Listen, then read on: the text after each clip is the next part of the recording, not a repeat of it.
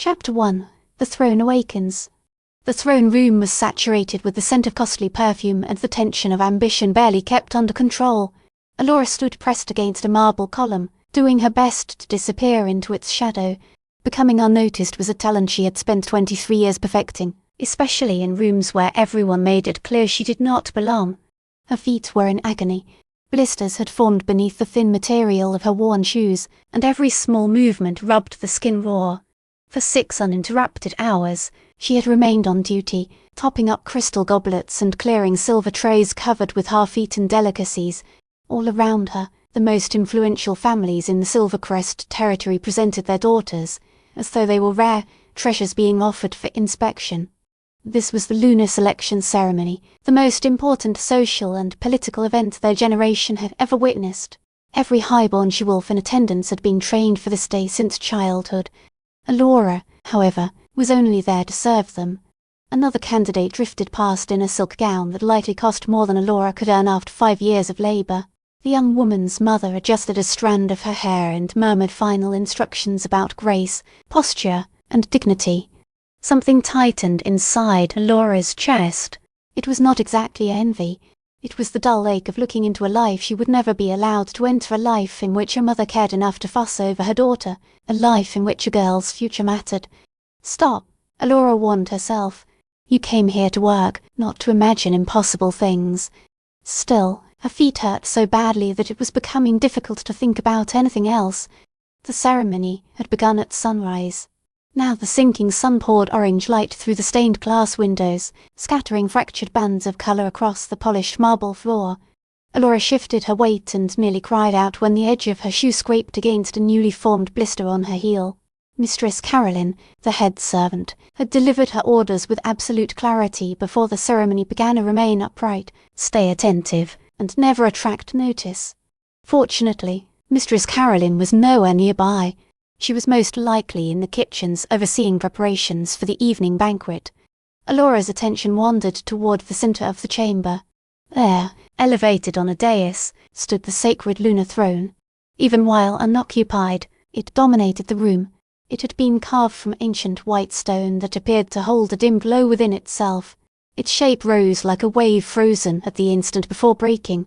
Intricate carvings covered every visible surface, phases of the moon, wolves caught in eternal howls, and geometric symbols so complicated that staring at them for too long made Alora's eyes ache. Silver cloth draped the seat, shining like liquid metal. According to legend, the moon goddess herself had blessed the throne 300 years earlier. It was said to recognize the true Luna, the woman chosen to lead the territory into an age of strength, prosperity, and unity.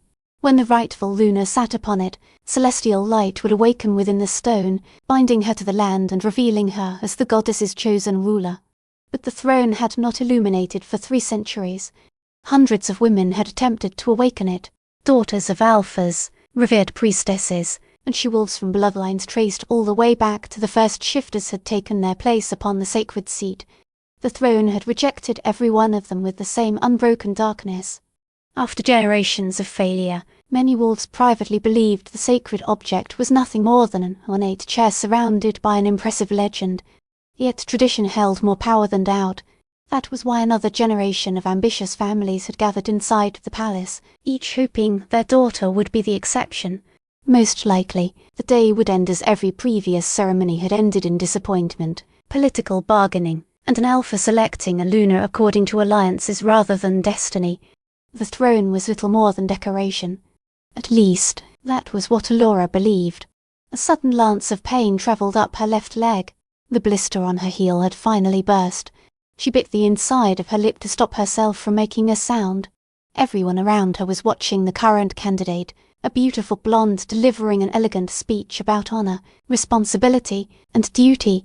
Every gaze was directed toward the young woman. No one was watching the servant hidden near the pillar. Only for a minute, Alora thought. Just long enough to take the pressure off my feet. She checked the room once more. The sacred throne stood temporarily unattended while the candidates continued their formal presentations on the floor below. Despite all the stories surrounding it, it was still a chair made of stone and fabric. Sitting there for 60 seconds could not possibly damage anything. The pain made the decision for her. Moving with a silent efficiency she had learned through years of service, Alora slipped away from the pillar and climbed the 3 steps leading to the dais. From close range, the throne appeared even more magnificent. She placed one hand on its side to steady herself. The carved stone was cool beneath her fingertips, while the silver material covering the seat looked softer than anything she had ever been permitted to touch. Alora turned and carefully lowered herself onto it. Relief rushed through her so intensely that she nearly groaned aloud. Her aching feet lifted from the floor and dangled slightly above the dais. The throne had clearly been created for someone taller, more graceful, and far more regal than a servant in a stained uniform. She released a small breath and closed her eyes, allowing herself one brief moment without pain. Then the stone beneath her began to grow warm. Alora's eyes flew open. Only seconds earlier, the throne had been cold. Now warmth travelled through the ancient stone, passed into the silver fabric, and spread upward through her body. It did not burn. Instead, it felt like sunlight sinking beneath her skin and illuminating her from within. Then came the light.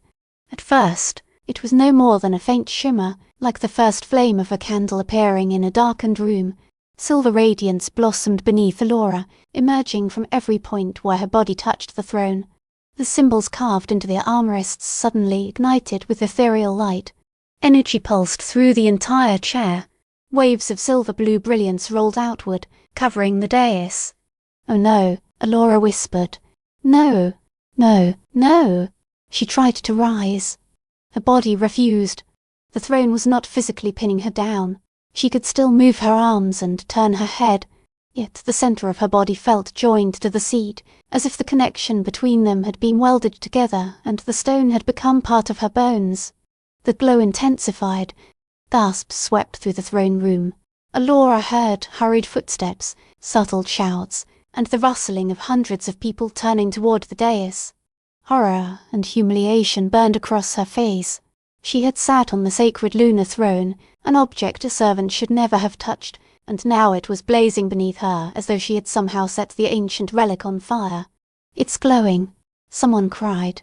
"The throne is glowing after 300 years. Who is sitting there? Is that a servant?" Alora wished the marble would split open and swallow her. She pushed against the armrests with all her strength, desperately attempting to stand, but the connection held her in place. The silver light brightened in rhythm with her racing heart, almost as though her panic were feeding it. The blonde candidate who had been speaking remained frozen, with one hand raised and her mouth open. Her mother looked moments away from fainting. Throughout the chamber, shocked faces lifted toward Alora. Some reflected wonder, others disbelief, but many twisted with rage. "What is the meaning of this?" The command cracked across the room like thunder.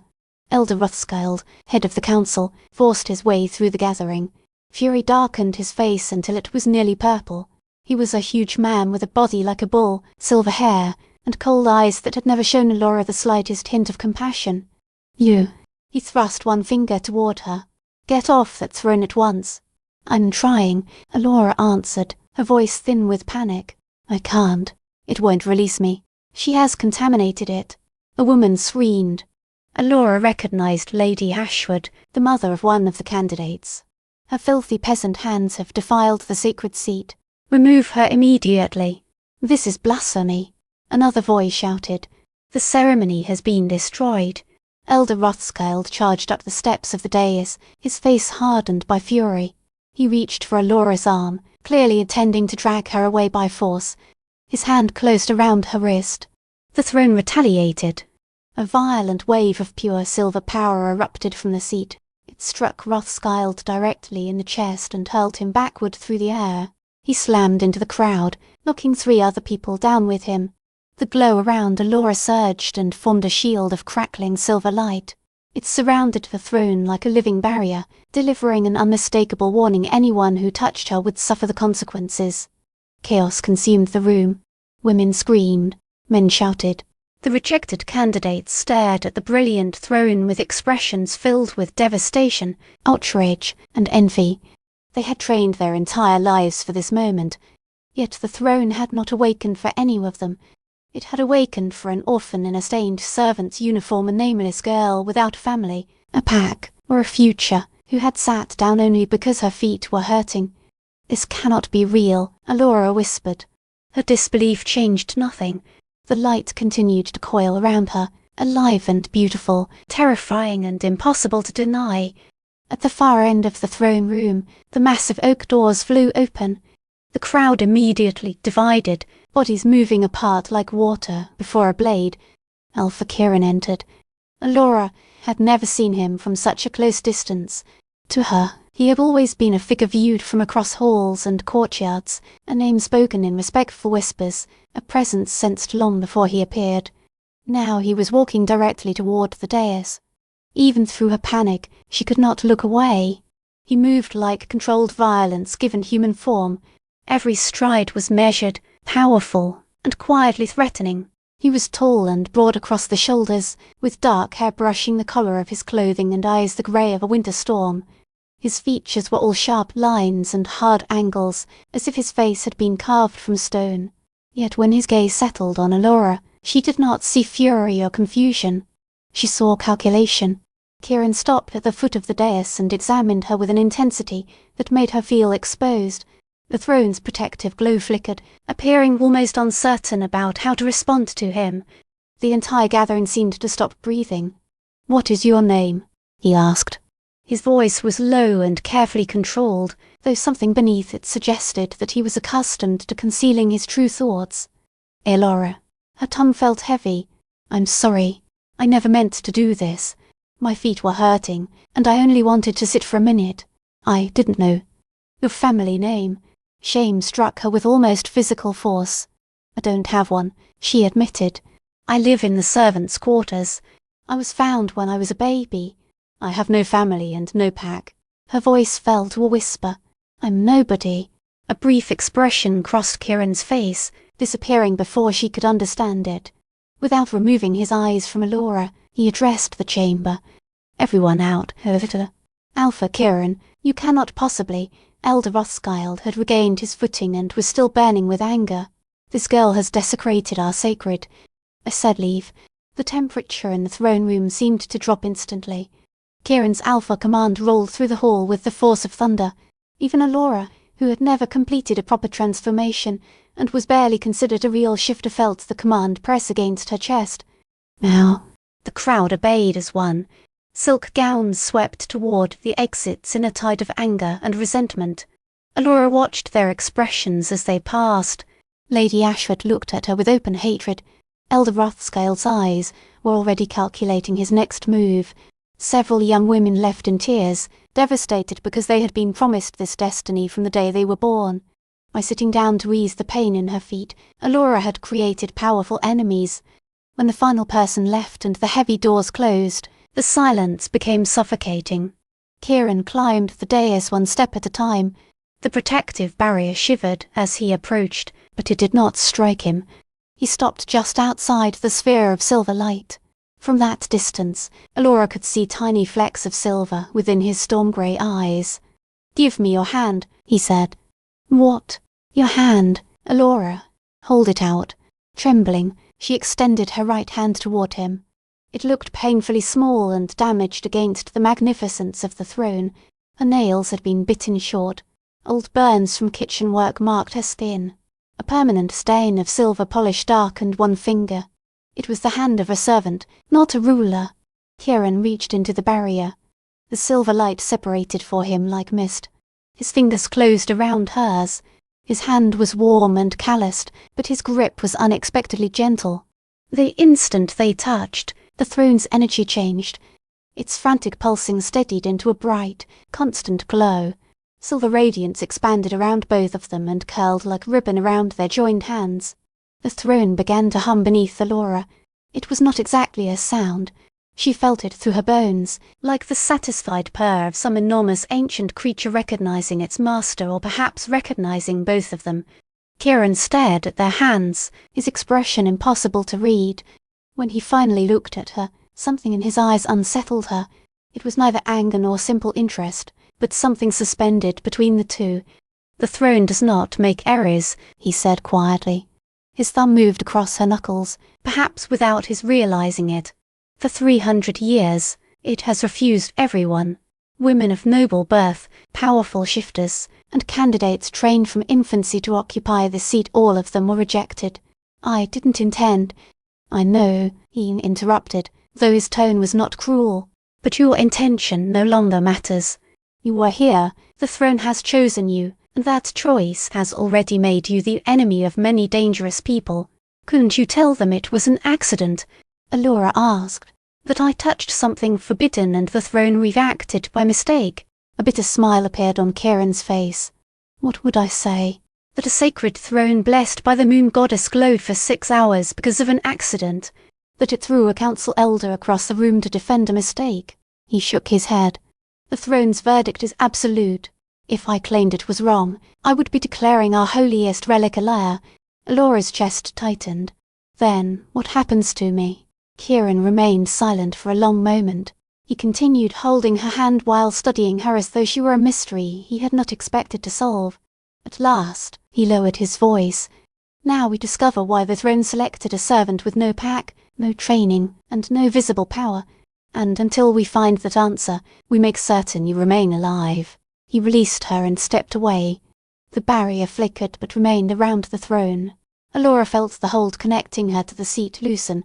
She suspected she could stand if she tried, but some instinct warned her that rising would make everything permanent in a way it was not yet. "Guards will take you to the lunar chambers," Kieran continued, his voice once more formal and commanding. "You will remain there for your protection." "Protection," Alora repeated, unable to hide her fear. "Or imprisonment." His bitter smile returned. "In this palace, those two things are often identical." He turned and descended the dais. Just before he reached the doors, Alora forced herself to speak. "Alpha Kieran." He stopped and looked back over his shoulder. "Do you believe the throne chose incorrectly?" For several silent seconds, he studied the frightened servant sitting with an impossible silver light upon the throne meant to save their people. When he answered, his voice carried a weight she could not yet understand. "I believe the throne can see something the rest of us cannot, and that frightens them far more than any mistake ever would." Then he left. Laura remained alone on the glowing throne with the knowledge that the quiet, invisible life she had worked so hard to protect was gone forever. The silver radiance pulsed beneath her with the rhythm of a heartbeat, and somewhere deep within her chest, in a place she had never known existed, something answered. Chapter 2: The Throne Rejects Them All. The lunar chambers were nothing more than a prison covered in gold. 4 expressionless guards had escorted Alora through the palace corridors with far more force than necessary. None of them had looked directly at her. They had brought her to a suite so extravagant that, at first, she had been certain there had been a mistake.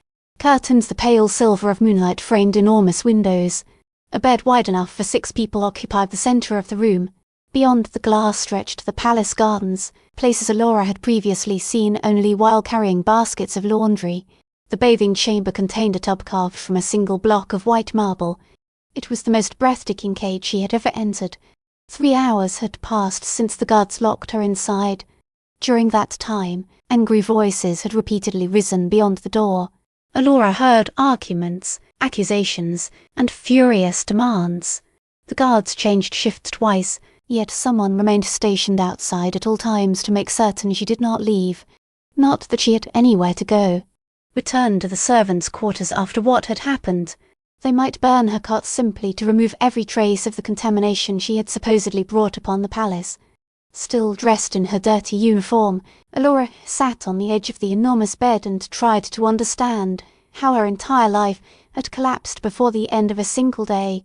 The door suddenly flew open. Lady Ash had entered like a storm wrapped in silk. Her gown whispered across the floor while anger sharpened every line of her face. 3 other noble women followed her. Alora recognized them as the mothers of several lunar candidates. Each wore enough jewels to purchase a village, and each was struggling to contain her fury. The guards outside did nothing to stop them. Of course they did not. These women were among the highest born in the territory.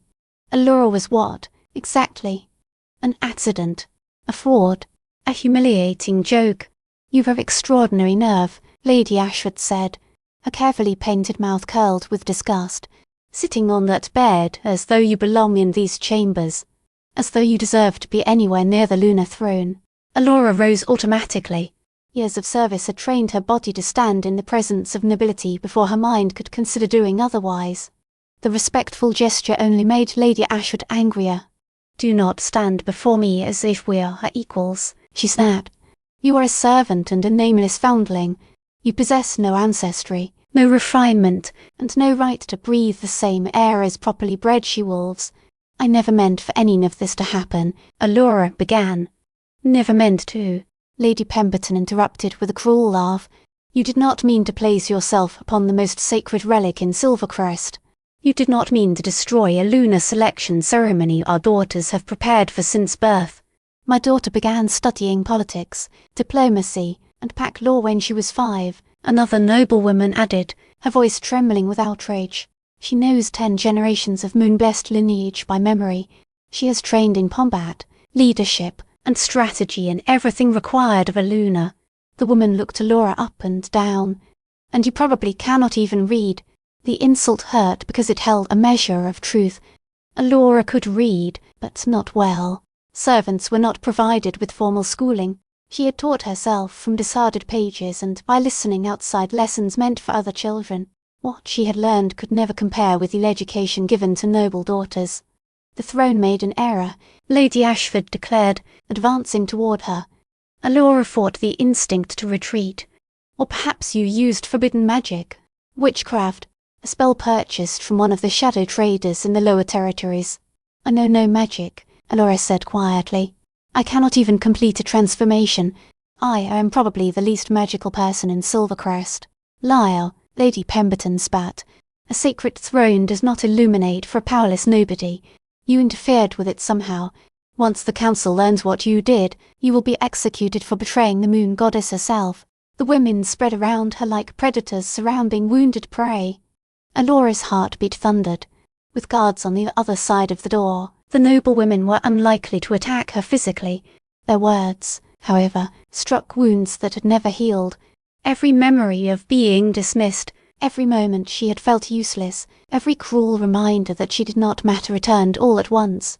"When my daughter sits on the throne tomorrow," Lady Ashford said in an almost pleasant tone, "and it responds to her as it should have today, the entire territory will finally understand what you are: a mistake, a malfunction, and an embarrassment." "Tomorrow?" Alora asked, her voice cracking. Lady Ashford's smile became poisonous. "No one informed you. The council has ordered an emergency session. Every eligible woman will attempt the throne again, this time in the correct order and under proper ceremonial conditions. At dawn, whatever dark influence you left upon it will be cleansed. Then the true Luna will be revealed." The other women nodded with satisfaction. They had accomplished what they came to do. They had reminded the servant of her place. They turned toward the door. At the threshold, Lady Ashford paused and looked back. "Enjoy your single night in these rooms. By tomorrow evening, you will be exactly where you belong. If fortune favours you, they may permit you to return to the kitchens." Her smile widened. "If it does not, remember that the old laws still punish blasphemy with death." After the door closed, Alora collapsed onto the bed. Her entire body trembled. They were going to repeat the ceremony.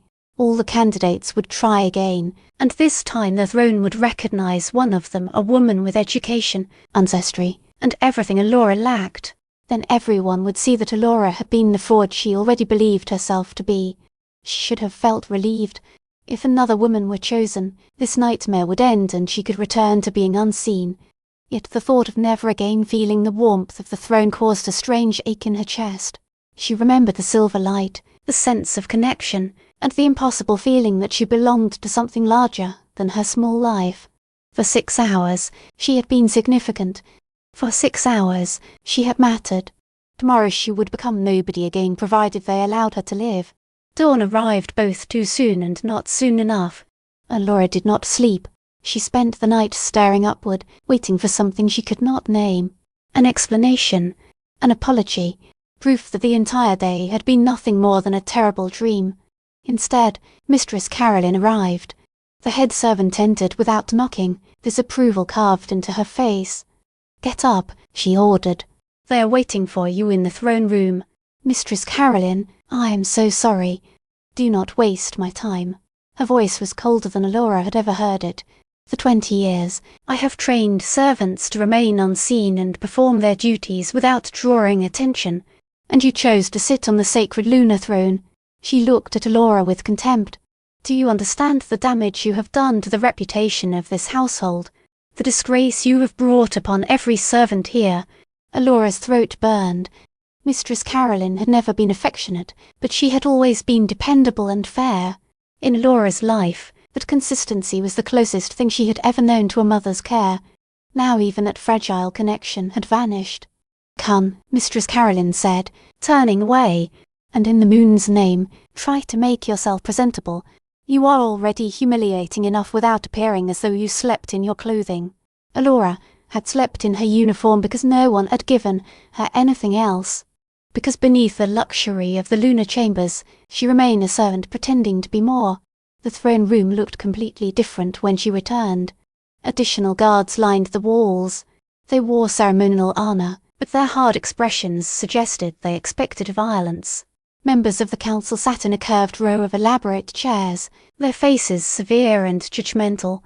At the center of the room, elevated on its dais, rested the lunar throne. It was dark. Morning light streamed through the stained glass and illuminated the ancient white stone.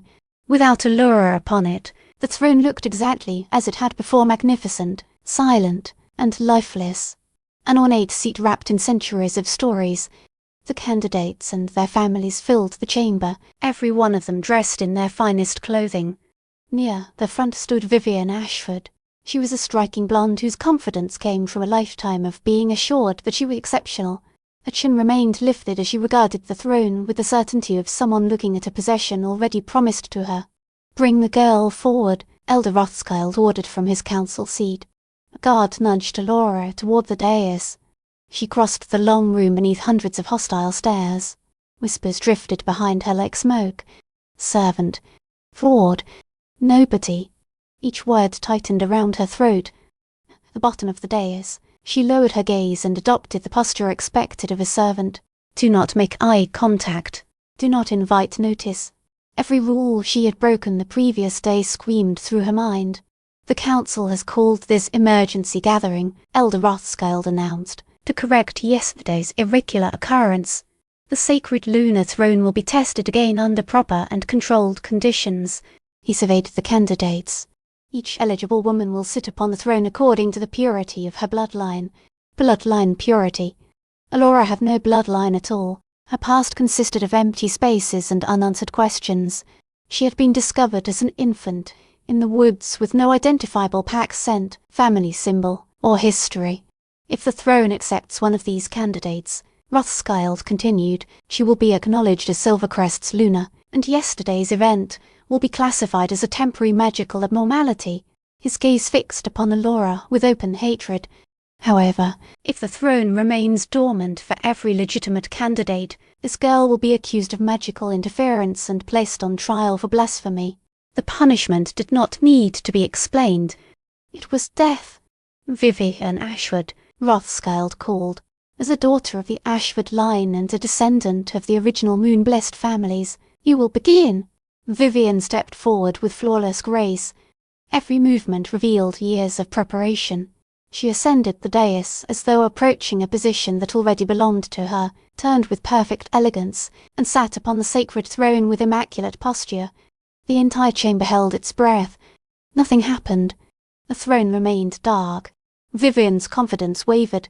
She shifted slightly, straightened her gown, and placed both hands with careful precision upon the armrests. Still nothing. No warmth, no silver glow, only cold stone beneath expensive silk. It remains contaminated, Lady Ashford called desperately. The servant's dark magic is preventing the throne from recognizing its rightful Luna. Leave the seat, Vivian, Rothschild said. His tone remained neutral, though calculation sharpened his gaze. Next candidate. One after another, the women approached. Daughters of Alphas, granddaughters of former Lunas, heirs to ancient families whose ancestry could be traced to the earliest shifters. Each climbed the steps filled with hope. Each settled upon the throne with a different mixture of confidence, grace, and desperation. Each received the same answer. Darkness. Silence. Rejection. Some candidates tried more than once. They changed their posture, touched different carvings, whispered prayers to the moon goddess, or pressed their hands against the stone. The throne did not respond. After the seventh rejection, unease spread through the crowd. These women represented everything Silvercrest considered ideal. They were the most educated, the most prepared, and supposedly the most deserving candidates in the territory. If the sacred seat refused every one of them, what did that mean? Would Silvercrest continue without a true Luna, relying on political appointments and ceremonies no one believed in? This is her fault. Someone shouted, pointing toward Alora. She cursed the throne. Burn the witch. Force her to remove the spell. As the anger rose, the guards closed around Alora. She wanted to tell them she knew no spells. She could not even prepare simple moon water properly, but fear had stolen her voice. Enough. Alpha Kirin's command sliced through the noise. He had been standing in the shadows beside the council seats, silently observing the proceedings. Now he stepped forward, and the gathering instinctively opened a path for him. He mounted the dais and faced the empty throne. His expression revealed nothing. Every candidate has failed, he said. Every woman of acceptable blood, approved training, and proper breeding has been rejected. His storm-grey eyes moved over the chamber. Perhaps the problem is not Alora. Perhaps the problem is what all of you assumed. Alpha Kirin, surely you are not suggesting... Rothschild began. I am suggesting we test the clearest explanation. Kirin looked down at Alora. Something in his expression caused her stomach to tighten. Come here. No, Lady Ashford cried. You cannot allow her to touch it again. If she truly placed a curse upon the throne, Kirin replied with perfect calm, then her sitting on it should produce no response. It will remain dark, and we will have evidence that yesterday was caused by interference. He paused. But if the throne awakens... He did not complete the sentence. He did not need to. Alora's legs trembled as she climbed the steps. Every person in the room followed her movement. The throne waited, cold, ordinary, and still. She felt the crushing weight of their expectations, their desperate hope that she would be exposed as a fraud. Alora sat. The throne erupted. Silver brilliance burst through the ancient stone with the force of a star exploding.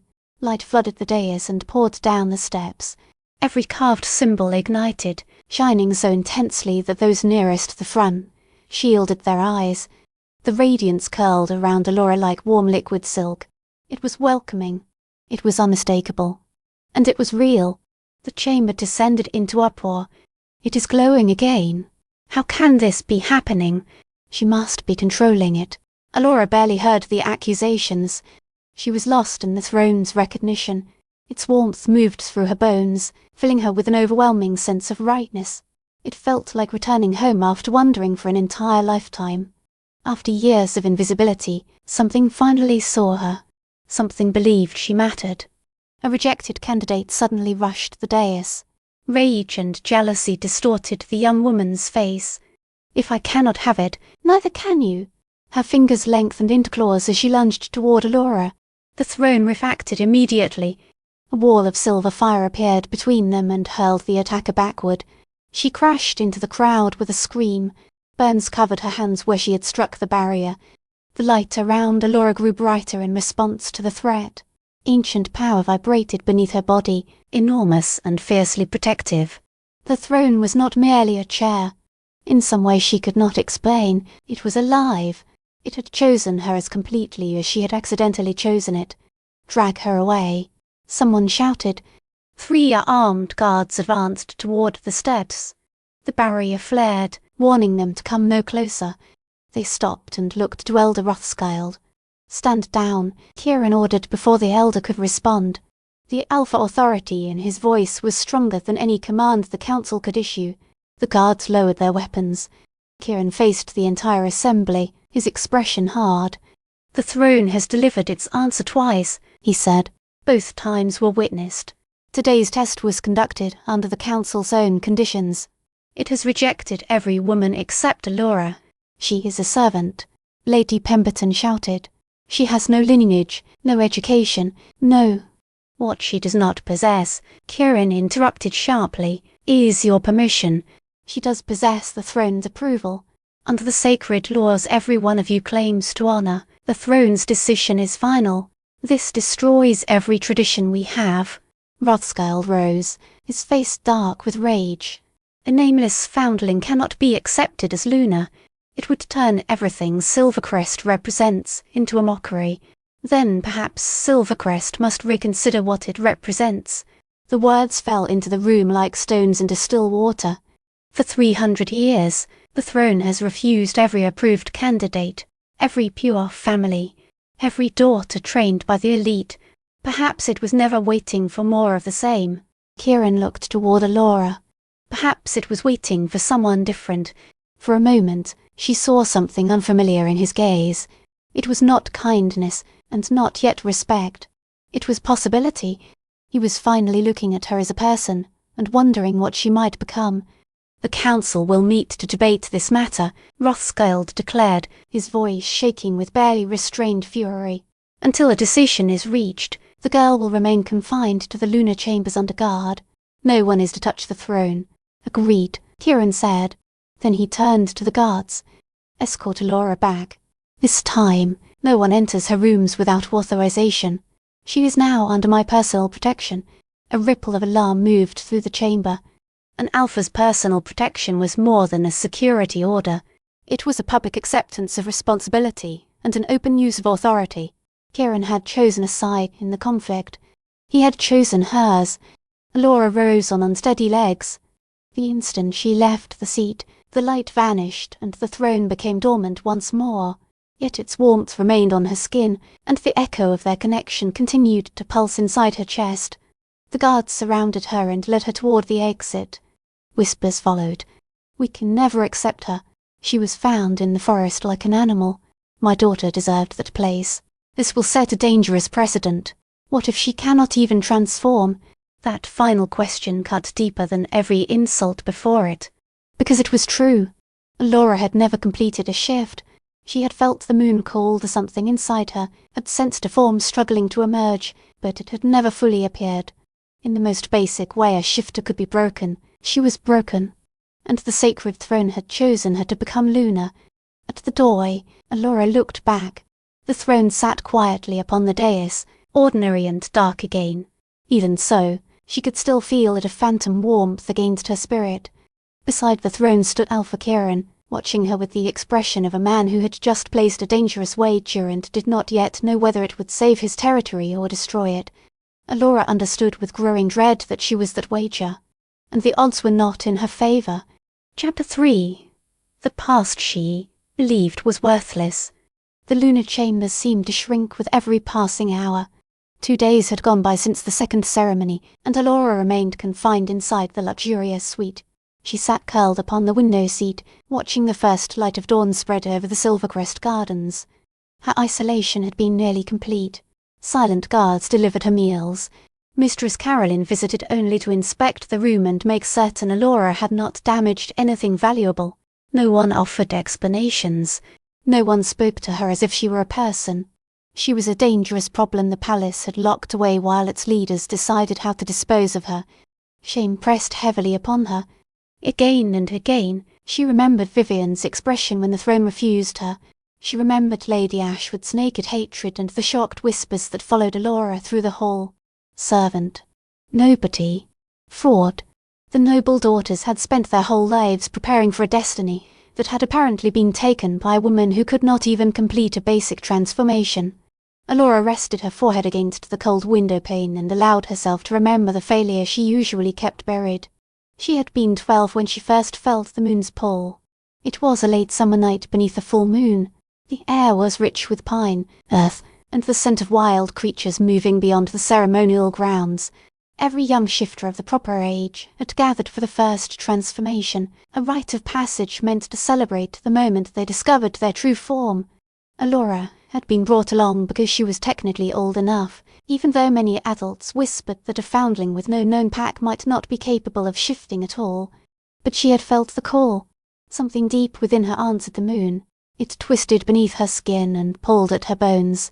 Pain tore through her body as her skeleton attempted to reshape itself. Her fingernails became claws. Fur appeared along her forearms. Then the transformation stopped. She remained trapped halfway between human and wolf, writhing on the ground in unbearable pain while the other children completed their shifts around her. They became elegant wolves with bright eyes and smooth coats. Alora became neither. She lay broken between two forms, belonging to no world at all. The pack healer examined her afterward with a grave expression.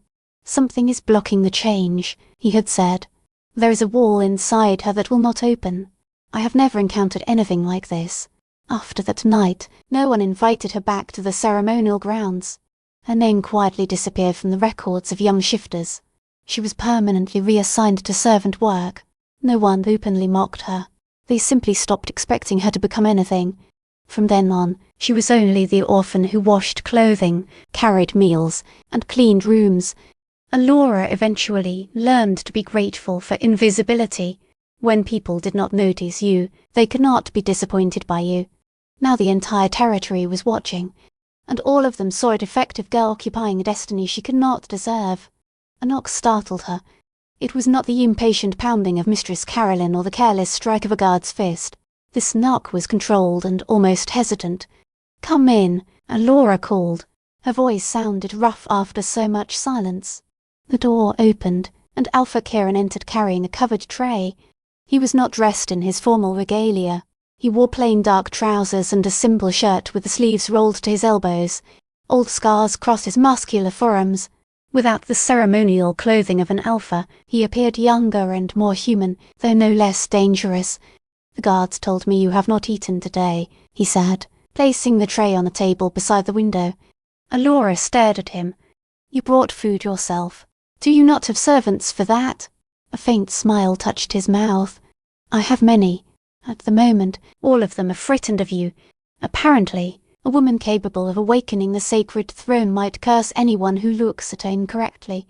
He removed the cover. Warm bread, cheese, fresh fruit, and honey-glazed pastries filled the tray. The scent made Alora's stomach growl loudly, betraying her. It was far better than the cold, plain meals that had been left for her during the last 2 days. "Besides," Kieran continued, "I wanted to speak with you without an audience." Alora hesitated before moving to the table. She tore off a small piece of bread and waited for the interrogation to begin. Kieran sat across from her. "Tell me where you came from." "I do not know where I came from," she replied. "That is the problem. Then tell me what you do know." No one had ever asked about her past in that manner. Most people only mentioned it to remind her that she had no worth. Kieran waited with genuine patience, as if the answer mattered. "I was found near the northern edge of Silvercrest 23 years ago," she said at last. "It was during the harshest winter the territory had ever recorded. A patrol discovered me abandoned near the border. I was an infant wrapped in a blanket. There was no pack scent, no family mark, nothing that could identify me." She knew the story well. It had been repeated to her countless times, usually accompanied by reminders of how fortunate she was that anyone had taken her in. "The patrol carried me back to the main compound. The healers tried to identify my bloodline, but they found nothing. I had no recognizable markers and no connection to any known pack.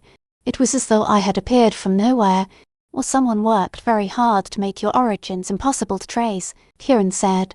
Alora looked up sharply. "What do you mean?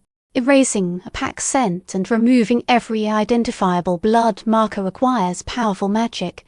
Whoever placed you at that border did more than abandon you. They deliberately made certain no one could discover where you came from." The possibility had never occurred to her. She had always believed her parents were dead or had simply not wanted her. What if her abandonment had been planned for another reason? "The council debated what should be done with me," she continued, trying to suppress the dangerous spark of hope his suggestion created. "Some wanted to send me to a human orphanage. Elder Rothschild's wife was still alive then. She convinced them to let me remain in Silvercrest because she believed it would demonstrate mercy and compassion." Alora laughed without humour. "She died when I was 3. After that, I was simply a charity case. They placed me with the servants, taught me to work, and that became my life." "Did you have friends?" Kieran asked. "Was there anyone who cared for you?" The question hurt more than it should have.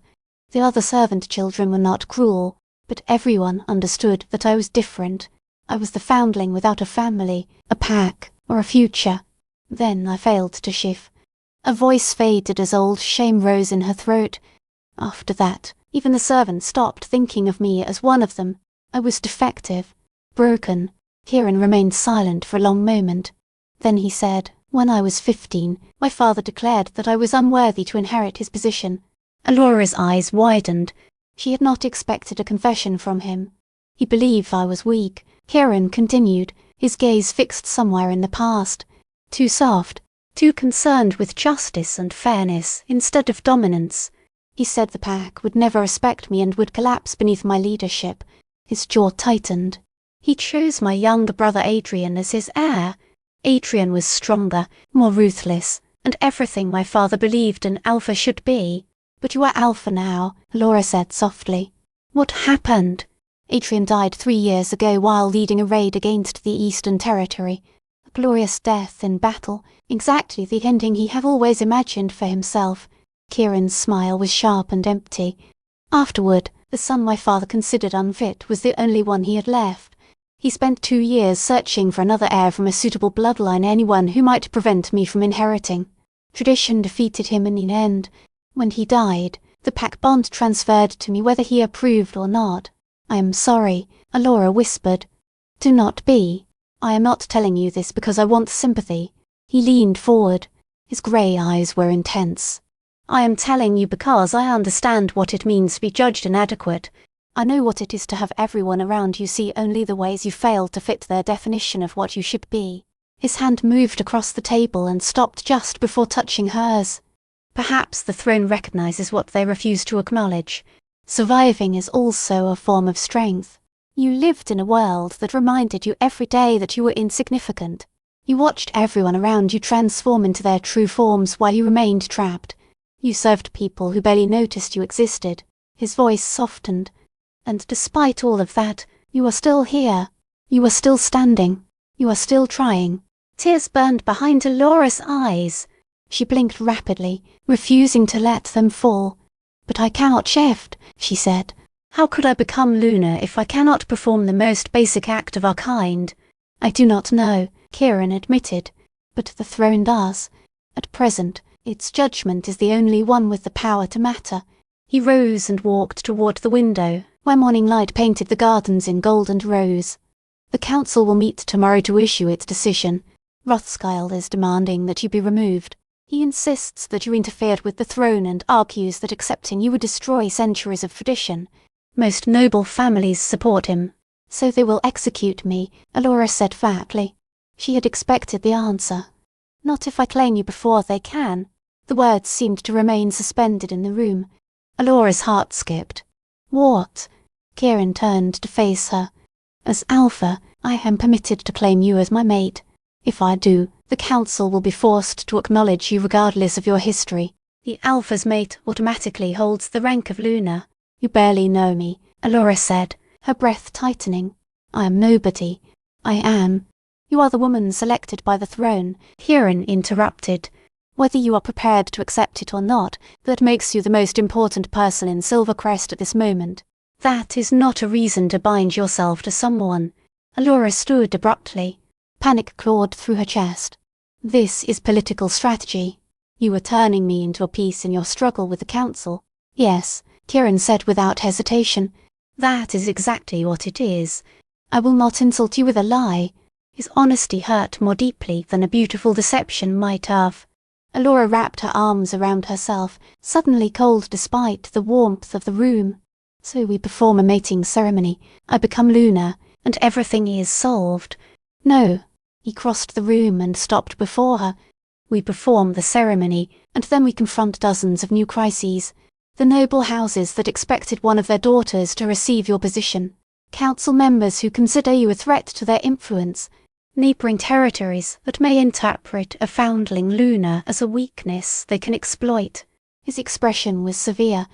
"Nothing will suddenly become easy, Alora. It will become a war. The difference is that you will still be alive to fight it." "Why?" she demanded. "Why does any of this matter to you?" You could allow the council to remove me, choose an acceptable woman, and preserve the system exactly as it is. Why would you gamble your authority for someone like me?" Kieran remained silent for so long that Alora thought he would refuse to answer. When he finally spoke, his voice was nearly a whisper. "Because I am tired of watching tradition destroy people who do not fit its mould. I am tired of a society that places bloodline above character and appearance above ability." He paused. Vulnerability briefly softened his face. "And perhaps I need to believe the throne truly saw something, that it selected you for a reason, even if neither of us understands that reason yet." His hand lifted toward her cheek but stopped before making contact. "You do not need to answer now. Think tonight. When the council assembles tomorrow, I will need your decision, and if I refuse, I will protect you as far as my authority allows. But my choices will be limited. Exile would be the most merciful outcome. Execution is far more likely." His hand dropped. "The decision belongs to you. It should not. No person should be forced to choose between a political mating and death. But that is the reality before us." He walked toward the door and then stopped. "For whatever it is worth, I do not believe you a nobody." Alora looked at him. A nobody does not survive 23 years of being told she has no value. A nobody does not remain kind in a world that has shown her no kindness, and a nobody does not awaken a magical throne that has slept for 3 centuries. The door closed quietly behind him. Alora was left alone with an impossible choice. By nightfall, she still had no answer. She paced across the lunar chambers until her footsteps nearly wore a path into the costly carpet. Accept a bond with an alpha she barely knew, a man who regarded her partly as a political necessity, or refuse and likely die because she had once sat in the wrong chair. It was hardly a choice. Near midnight, she abandoned all hope of sleeping and returned to the window seat. The full moon hung over the gardens, spilling silver light across the earth like liquid metal. It was beautiful, distant, and cold, much like the destiny everyone was attempting to force upon her. Alora pressed her palm against the glass and examined her life without covering the pain in the gratitude she had always been expected to feel. For 23 years, she had made herself small, useful, and invisible. She had swallowed every insult, accepted every rejection, and believed every message that told her she did not matter. What had that obedience earned her? A narrow cot in the servants' quarters and the constant fear that one mistake would cause someone to discard her like rubbish. The throne had seen her. The throne had illuminated for her. For 6 hours, she had experienced what it meant to matter. Perhaps that feeling was worth defending. Perhaps it was worth the war Kieran warned would come. Or perhaps Alora was simply tired of hiding from a life that no longer intended to let her disappear. A faint sound came from the corner. She spun around. A figure stepped out of the shadows near the door. Alora's breath caught. She could not understand how anyone had passed the guards. The intruder was an ancient woman bent by age. Strange symbols covered her robes. Her eyes were clouded white, yet they focused directly upon Alora with impossible precision. "Who are?" Alora began. The woman raised one twisted hand. "Quiet, child." "We have very little time." Her voice resembled wind moving through dead leaves. "They will soon realize I am here, and there are truths you must learn before tomorrow's judgment.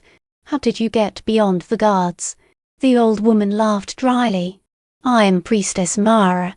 I was conducting sacred rites while your great-grandparents were still pups. 4 palace guards are not a serious obstacle." Despite her age, she moved toward Alora with surprising agility. "Come with me. We must enter the chamber hidden beneath the throne room." "Why?" "Because the truth of your bloodline is waiting there." Alora's fear tangled with a sudden desperate hope. "You know who my family was." "I know what you are," Mara corrected. "Where you came from requires a longer explanation, and time is running out." The priestess studied her. "Will you follow me, or will you stand before the council tomorrow still believing you are worthless?" Alora glanced toward the guarded door, then around the luxurious prison that had become her entire world. Finally, she looked at the mysterious priestess whose blind eyes carried forbidden knowledge. There was only one answer she could give. "Show me!" Mara smiled, revealing teeth that appeared unusually sharp. "At last, someone in this palace with sense. She removed a small vial from her robes and opened it. Silver smoke spilled onto the floor, spreading through the chamber like fog. Walk into the smoke, Mara instructed. It will take you to the place you need to reach. Alora approached the shining mist. And child, Mara added. Yes, when you discover what you truly are, do not flee from it. The throne already knew. The prophecy already knew. The priestess's expression became solemn. Now it is time for you to know as well. Alora stepped into the silver smoke. The world disappeared. Chapter 4, The Prophecy, revealed. The silver mist carried Alora through places that should not have existed. She felt herself falling and floating at the same time, all through invisible corridors and layers of rivality that brushed against her like curtains. The lunar chambers vanished behind her, replaced by swirling light and the sensation of moving somewhere beyond ordinary space. Her stomach lurched. Before fear could overwhelm her, her feet landed on solid stone. The smoke withdrew and exposed a chamber so extraordinary that Alora forgot to breathe. The vast underground room had been carved from black stone shot through with silver veins. Far above, the arched ceiling glittered with constellations. They were not paintings. The stars themselves appeared to glow inside the rock, as though someone had imprisoned pieces of the night sky within the chamber. Tall pillars filled the space. Each was covered in complex symbols and carved scenes that seemed to move whenever Alora looked at them from the corner of her eye. Writing covered the walls, floor, and columns. It was formed in a language she had never studied, yet some part of her understood what it represented. Prophecies.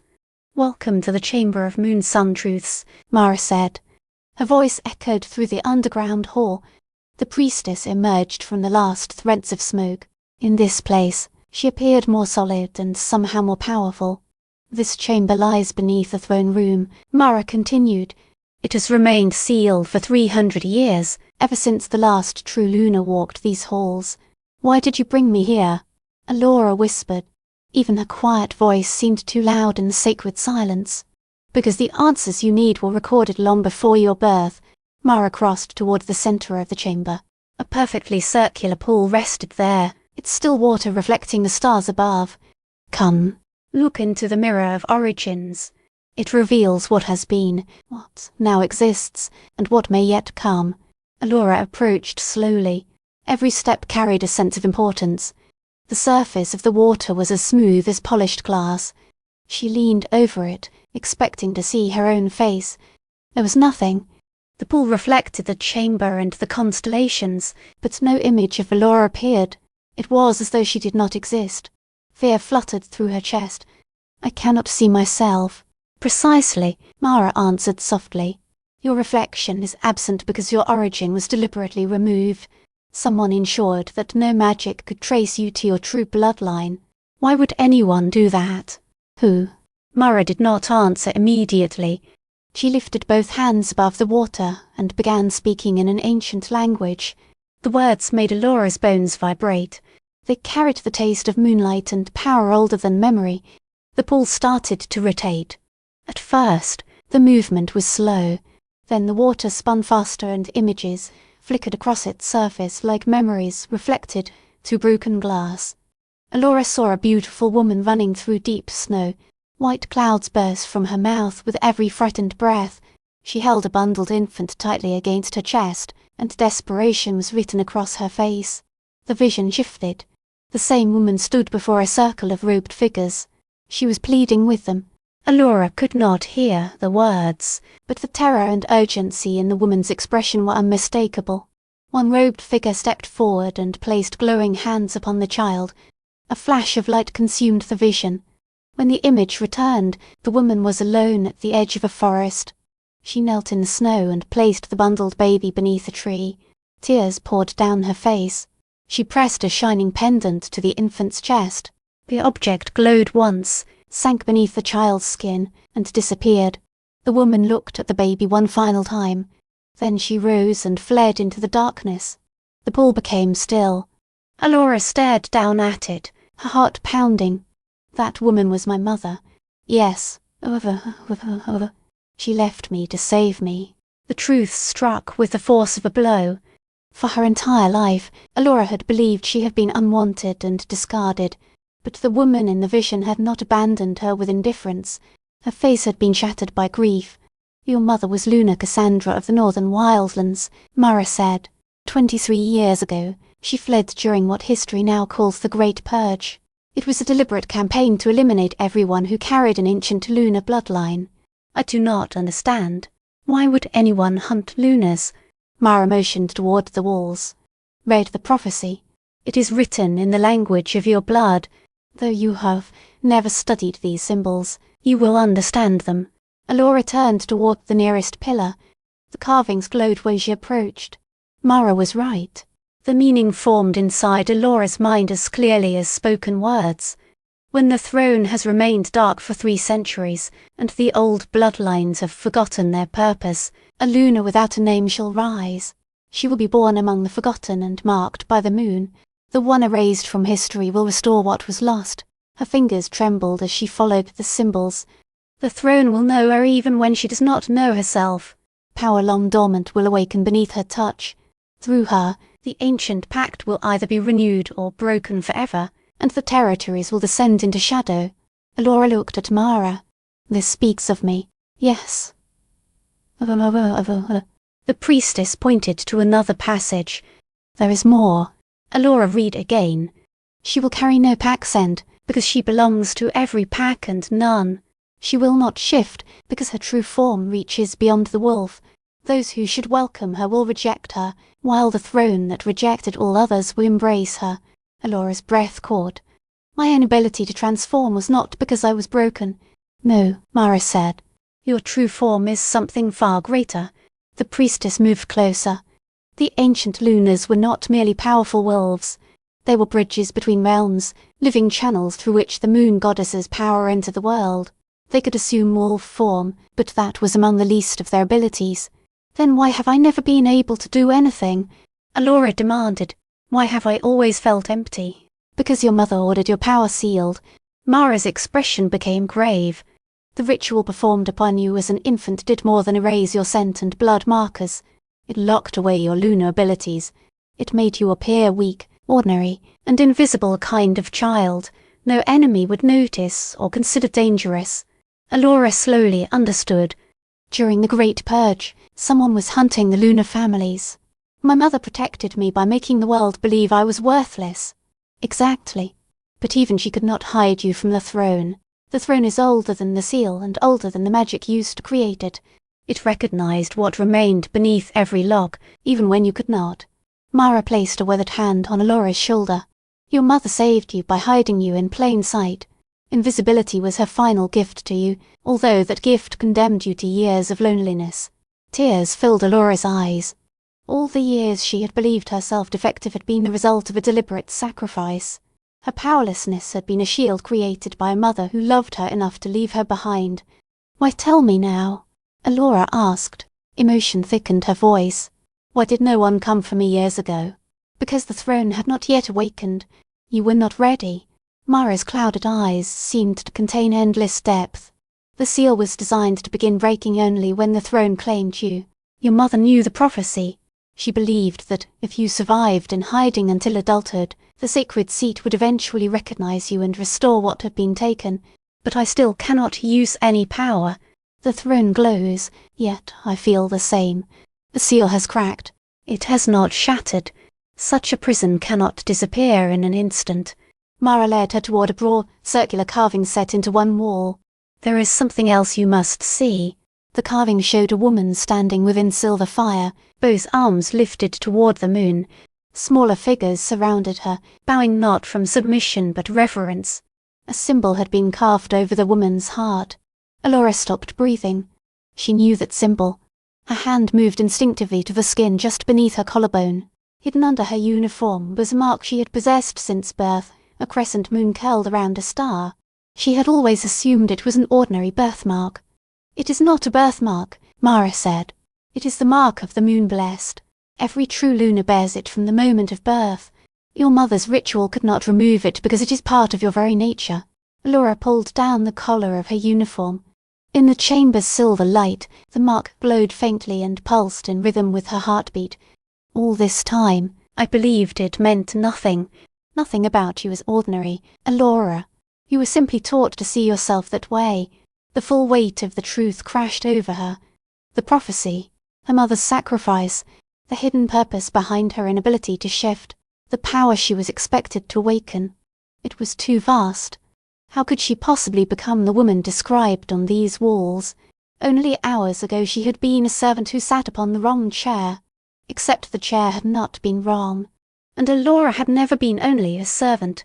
She had been a Luna hidden from the world, and the throne had called her home. There is one final truth you must understand, Mara said, her voice hardening. The Great Purge was organized by someone inside Silvercrest. Alora turned toward her. Someone powerful enough to command assassins, influential enough to erase the crime from history, and frightened enough of the ancient bloodlines to destroy them. Cold spread through Alora's veins. You mean someone in this territory deliberately murdered the Luna families. The person who ordered your mother hunted may still be alive. They may still hold power. And your existence will terrify them. Mara's expression was grim. When the throne selected you, it did more than elevate you.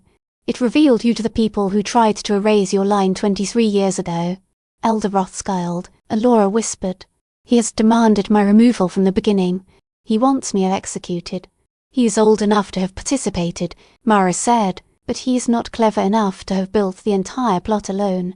Others were involved council members, noble houses, and families who profited when the old Lunas disappeared. She stepped nearer. When the council gathers tomorrow, they will do everything possible to eliminate you. Not because your bloodline is too weak, but because it is far more powerful than they claim. You are the return of what they believed they had destroyed. Alora's thoughts raced. Alpha Kieran offered to claim me as his mate. He believes it would force the council to recognize me. A political bond, Mara said thoughtfully. A clever move. It would grant you legitimacy and place the Alpha's protection around you. Her white eyes narrowed. But do you trust him? I do not know.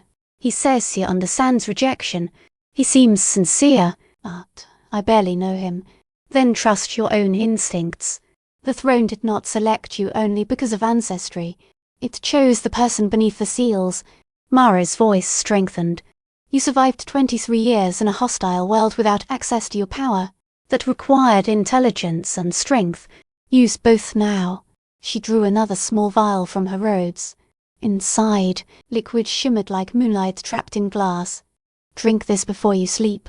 It will weaken the seal and allow more of your abilities to surface. It will not release your full power. That will require time and deliberate effort, but it may give you enough strength to protect yourself. Alora accepted the vial with trembling fingers. What if I am not ready? What if I cannot become what the prophecy demands? Then you fail. Shadow consumes the territories, and everyone dies. Mara's brutal directness was almost comforting after days of political deception. But I do not believe you will fail, she added. Why? Because you have already completed the most difficult task. You survived. Everything after that is detail. The priestess lifted her hands. Silver smoke gathered around them once more. You must return. The guards will soon make their rounds. They cannot discover your room empty. Mara gripped Alora's shoulders. Her blind eyes held Alora with startling intensity. Remember this, Luna. Alora of the forgotten line. The throne does not make mistakes. Your mother did not sacrifice everything without purpose. You are not worthless and never have been. The smoke rose higher. You are exactly what Silvercrest needs, even if its people are still too blind to understand. The mist swallowed Alora. She reappeared inside the lunar chambers, gasping and unsteady. Everything looked and changed. Moonlight entered through the windows, for the bed remained untouched. Footsteps from the guards echoed beyond the door. It appeared as if she had never left. Yet nothing was the same. Alora crossed to the mirror above the vanity. The same plain face stared back. The same unkempt hair, exhausted eyes, stained uniform, and ordinary features. But she no longer saw herself in the same way. She lowered her collar and examined the crescent moon curled around the star. It glowed dimly in the darkness. Not a meaningless birthmark. A sacred mark. Proof. She was Luna Cassandra's daughter. She was the prophesied Luna, the woman destined either to save the territories or watch them fall into shadow. No pressure, Alora murmured, releasing a laugh that sounded close to hysteria. She opened Mara's vial and swallowed the shining liquid in a single mouthful.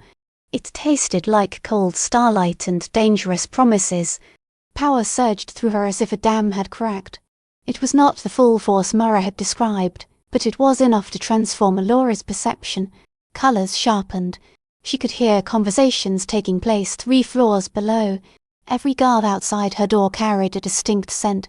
The pull of the moon became a physical cord connecting her to something immeasurably vast and ancient. Her body began to ache.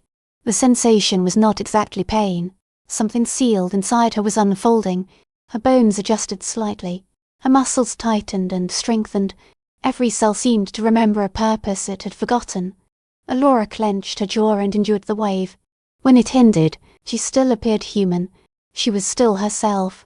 But she felt stronger and more completely present within her own body than she ever had before. A knock sounded at the door. Alora spun toward it. "Alora," Kieran called from the hallway. Concern coloured his voice. "I heard something. Are you hurt?" Before fear could stop her, she crossed the room and opened the door. Kieran stood outside in simple clothing. His hair was disordered, as though he had repeatedly run his fingers through it. The guards behind him watched with curiosity while maintaining their positions. "I am fine," Alora said. Her voice surprised her. It sounded calm and strong. "Actually, I need to speak with you about your proposal." Something passed through Kieran's eyes. Hope, perhaps, mixed with concern. "Come inside," she said. He entered, and she closed the door. For a moment, they simply faced each other, servant girl and Anelpha, both rejected by their worlds in different ways, both struggling to survive a system that punished anyone who failed to conform. "I went somewhere tonight," Alora began. "I learned the truth about my mother, my bloodline, and what I may be expected to become." Kieran's voice became carefully neutral. "And I am terrified." The admission came out without protection. "I do not know how to be a Luna. I can barely reach my power. I spent my entire life training myself to disappear, and now the whole territory is watching me and expecting miracles." She stepped closer, studying his expression for evidence of the seed. "But I am also tired of hiding. I am tired of making myself small and allowing other people to define my worth." "What are you telling me?" Alora drew a deep breath. "I accept the mating claim. I accept the partnership. And I accept the fight that will follow." She raised one hand before Kieran could answer. "But I am not agreeing merely to avoid death. I am doing this because I am ready to fight for the life that should have been mine. I need to know whether you are truly prepared to stand beside someone most of your council wants to kill." Kieran remained quiet. Then he did something she did not expect. He knelt before her. It was not submission. It was a gesture of equality that brought his eyes level with hers. "I have spent 3 years as an alpha I never wished to become," he said softly. "I lead a territory that continues to question my right to rule. Every day, I enforce traditions that destroy people who are different, and every day I wonder whether another path exists." He extended one hand, palm upward. "Perhaps you are that path. Perhaps the throne chose you not merely because of the woman you may become, but because of the woman you already are, someone who survived their cruelty without becoming cruel herself, someone who preserved kindness in a world that gave her none." His fingertips touched hers. "So yes, Alora, the forgotten line. I am prepared to stand beside you. I will fight for you and protect you from everyone who wants you erased." His smile was small but sincere. "And if fortune allows, perhaps together we can create something better than what existed before." Something opened inside Alora's chest. It was not the seal upon her power. It was the wall she had built around her heart after years of rejection. She had been alone for so long that she had forgotten what it felt like to be chosen intentionally. "Tomorrow," she said, threading her fingers through his, "we face the council together." "Together," he agreed. For the first time since the throne awakened, Alora felt something stronger than fear. She felt ready. Chapter 5. The Tribunal and the 3 Trials. Dawn arrived with the inevitability of an execution. Alora stood before the mirror, staring at the dress that had been delivered during the night. It was made of silver silk and shimmered like moonlight. The gown was far too refined for a woman who had spent her life wearing servant uniforms. The fabric felt strange against her body, almost as though she had dressed herself in another person's identity. Perhaps that was exactly what she was doing. She was becoming the woman the prophecy insisted she had always been. Beneath the neckline, the moon-blessed mark pulsed warmly against her skin. The power released by Mara's potion continued to vibrate through Alora's veins. It was not enough to shift, and certainly not enough to defeat a trained warrior, but it made her feel less defenseless than she had 3 days earlier. Only 3 days had passed since she sat upon the throne. In that brief time, her old world had collapsed and rebuilt itself into something she no longer recognized. A knock sounded at the door. 2 quick strikes, followed by a patient pause. Kirin. Alora opened the door. He wore formal alpha regalia, dark leather, ceremonial armor, and the silver emblem of Silvercrest. He looked every part of a powerful ruler, except for the uncertainty in his storm-grey eyes. "Are you ready?" he asked. "No," Alora answered honestly. "I doubt I ever will be. We may as well face it now." Respect briefly crossed his expression. "The council has assembled in the grand hall. They have transformed the hearing into a full tribunal." He hesitated. "You must understand what is waiting for you. This will not be a discussion. They intend to place you on trial. They will present witnesses, evidence, and accusations. Their goal is to destroy you in public so thoroughly that even if I claim you as my mate, no one will respect your authority as Luna. What evidence can they possibly possess?" Alora asked. "My crime was sitting on a chair. They will reshape your entire life to fit their accusation. Your unknown origin will become proof of forbidden magic. Your failed transformations will be presented as evidence that you are cursed or not truly one of us. Your years in service will be called infiltration, as though someone planted you in Silvercrest decades ago." Kirin's jaw tightened. "The truth is irrelevant to them. The story they convince people to believe is all that matters." Fear twisted Alora's stomach, but she nodded. "Then we will have to give them a better story." They walked through the palace together, guards on either side. Servants flattened themselves against the walls as Alora passed. Their expressions combined fear and fascination. Whispers followed her. "I cannot believe the Alpha intends to protect her. My mother says she is a witch who bewitched the throne. I heard demons raised her in the northern forest. In only 3 days, an invisible servant had become a legendary villain." The massive doors of the grand hall rose before them. Carvings across the oak panels depicted the history of Silvercrest battles, treaties, coronations, and every moment considered worthy of becoming part of the territory's legacy. By the end of the hearing, Alora would either enter that history or be removed from it forever. The doors opened. The hall was filled to capacity. Every elder, noble house, and influential figure in Silvercrest had gathered. Tiered seats rose on both sides of the central floor, making the chamber resemble an arena.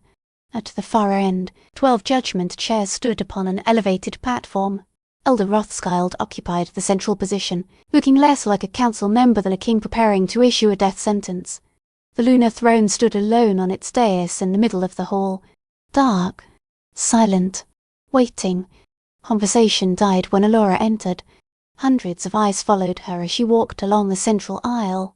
Judgment pressed against her from every direction. She kept her back straight and her pace even, although every survival instinct urged her to turn and run. Kirin remained at her side. His presence announced, without words, that she was under his protection.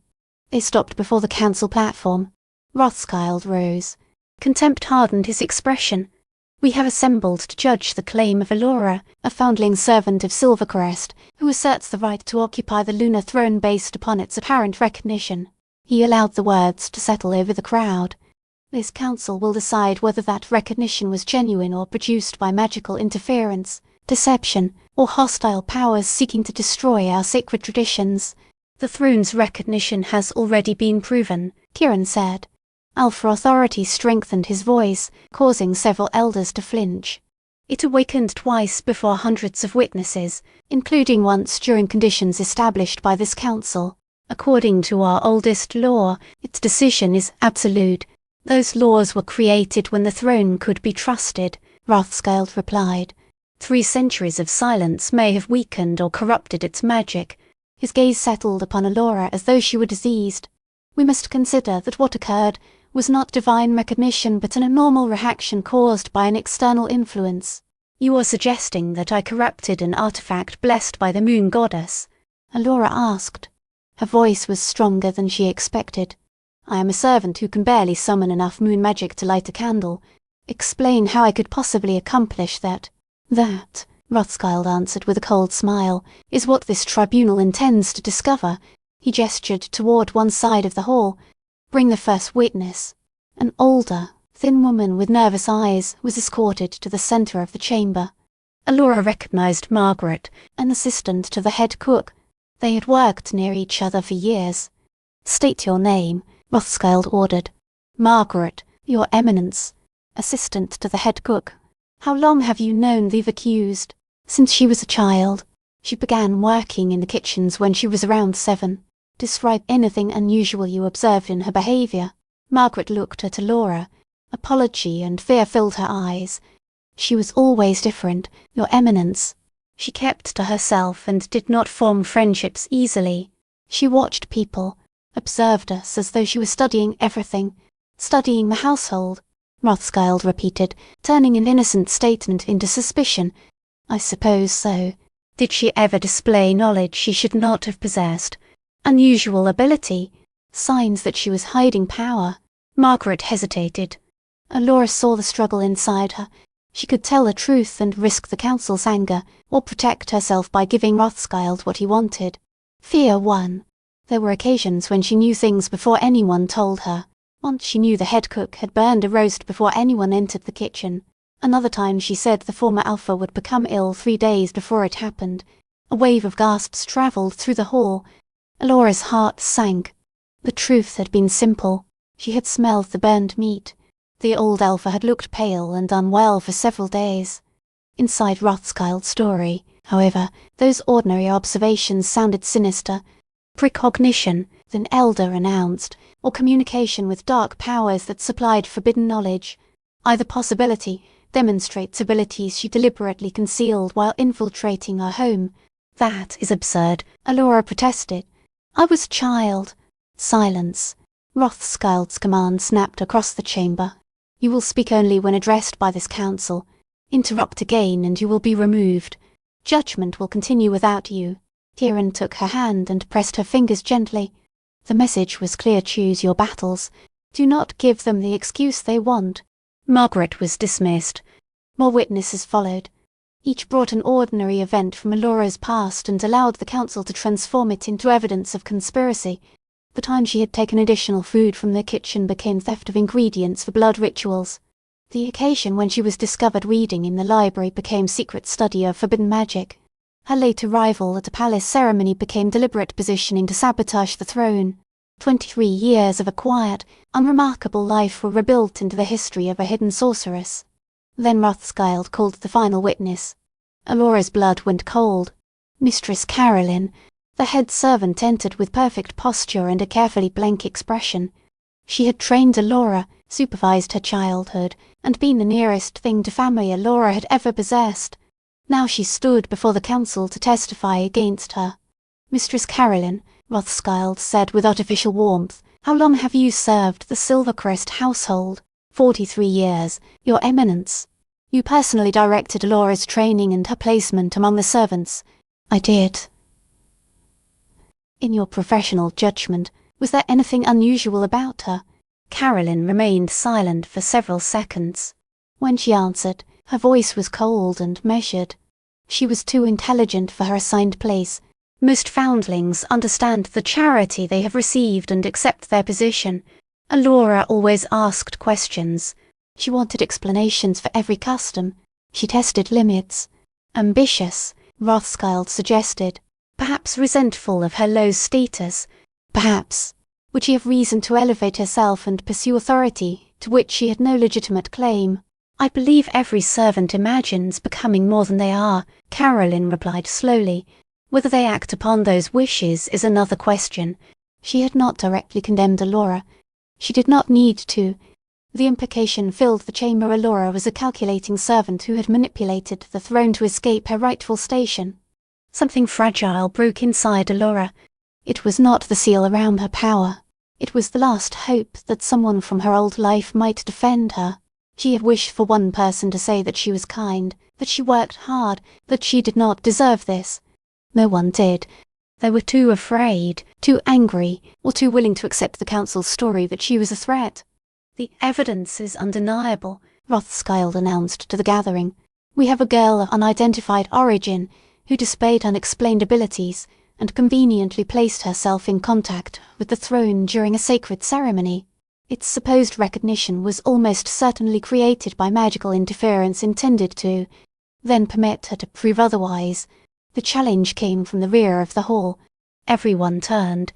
A tall, weathered man stood among the crowd. He carried himself like a seasoned warrior.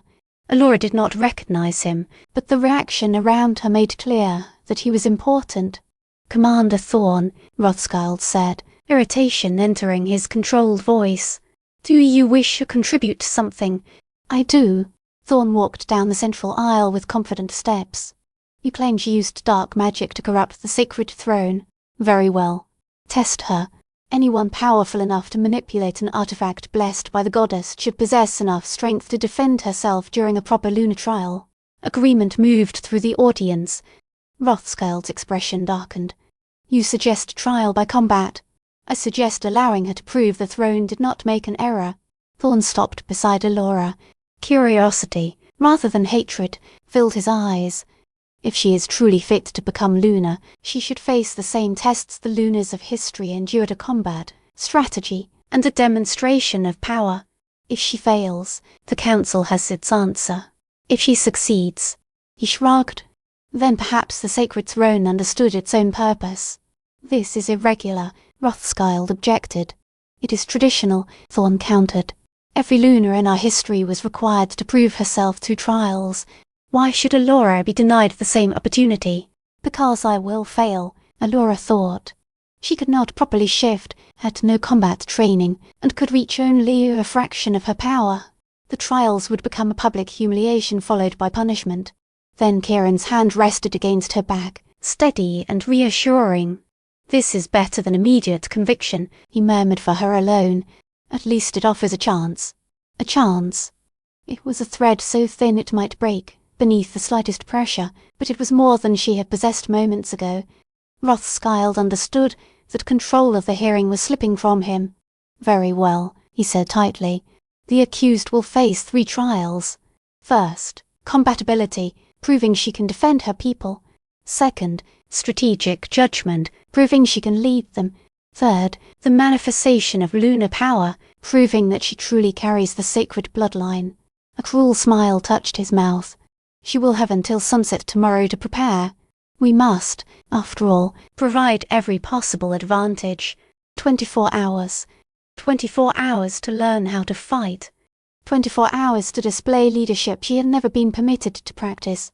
24 hours to unlock a power that remained mostly sealed. It was impossible. And when she fails all 3... Lady Ashford called from her seat, satisfaction dripping from every word. Rothschild kept his eyes upon Alora. She will be permanently expelled from Silvercrest and forbidden to return under penalty of death. The throne will then be cleansed of the corruption she introduced. He paused before delivering the true threat. Any person who supported her claim or vouched for her legitimacy will also answer for that failure of judgment. If Alora lost, Kieran would be punished with her.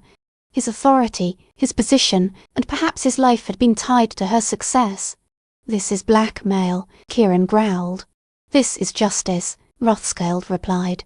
"Does the accused accept these conditions, or would you prefer immediate exile without trial?" Alora looked toward the dark throne.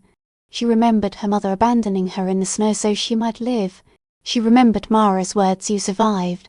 Everything else is detail." She remembered the prophecy written beneath the palace: "The one erased shall restore what was lost." For 23 years she had allowed others to decide her worth. It was time to stop. "I accept," Alora said. Her voice carried throughout the hall. "I will face all 3 trials, and when I pass them, This council will acknowledge what the throne already understands, that I am precisely where I am meant to be. Her confidence was largely an act. Inside, she was terrified. But years of invisibility had taught her something useful, as sometimes courage began as a performance and became real only after you acted upon it. Rothschild's expression suggested that he recognized her bluff and anticipated watching it collapse. Enslan, the trials begin at dawn tomorrow in the ceremonial arena. Until then, Alora will remain confined under guard. This hearing is concluded. The audience immediately erupted into conversation. As people left, Alora heard wagers about the speed of her defeat, speculation concerning which noblewoman would become Luna after her exile, and satisfaction that the servant would finally be returned to her place. Kieran leaned toward her as the guards approached. "We have 24 hours, he said. "We will use every moment. The best combat instructor in Silvercrest will train you. Then we will find a way to strengthen your manifestation." "How?" Alora whispered. "Most of my ability remains sealed. A small part opened last night, but it is nowhere near enough to demonstrate the power of a true Luna. Then we break more of the seal." Determination set Kieran's jaw. "Your mother sealed your abilities because you were a helpless infant. You are not helpless now. You are a woman who will be executed if she cannot access what already belongs to her. Necessity has shattered stronger barriers than this." The guards surrounded them before they could continue.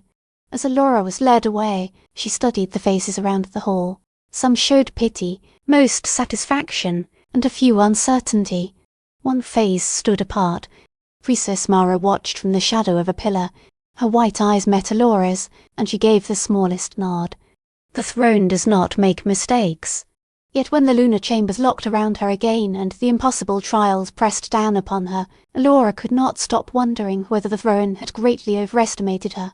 24 hours to become a person she had never been. 24 hours to unlock forbidden power. 24 hours to prove she deserved to live. Outside the windows, the sun climbed higher, measuring time she could not afford to waste. Somewhere in the palace, her enemies were already celebrating her defeat. Far beneath the throne room, ancient prophecies waited either to be fulfilled or exposed as false. Alora pressed her palm over the moon-blessed mark beneath her dress. "I hope you understood what you were doing," she whispered to the mother she had never known. "Because, at present, I am preparing to fail in front of the entire territory."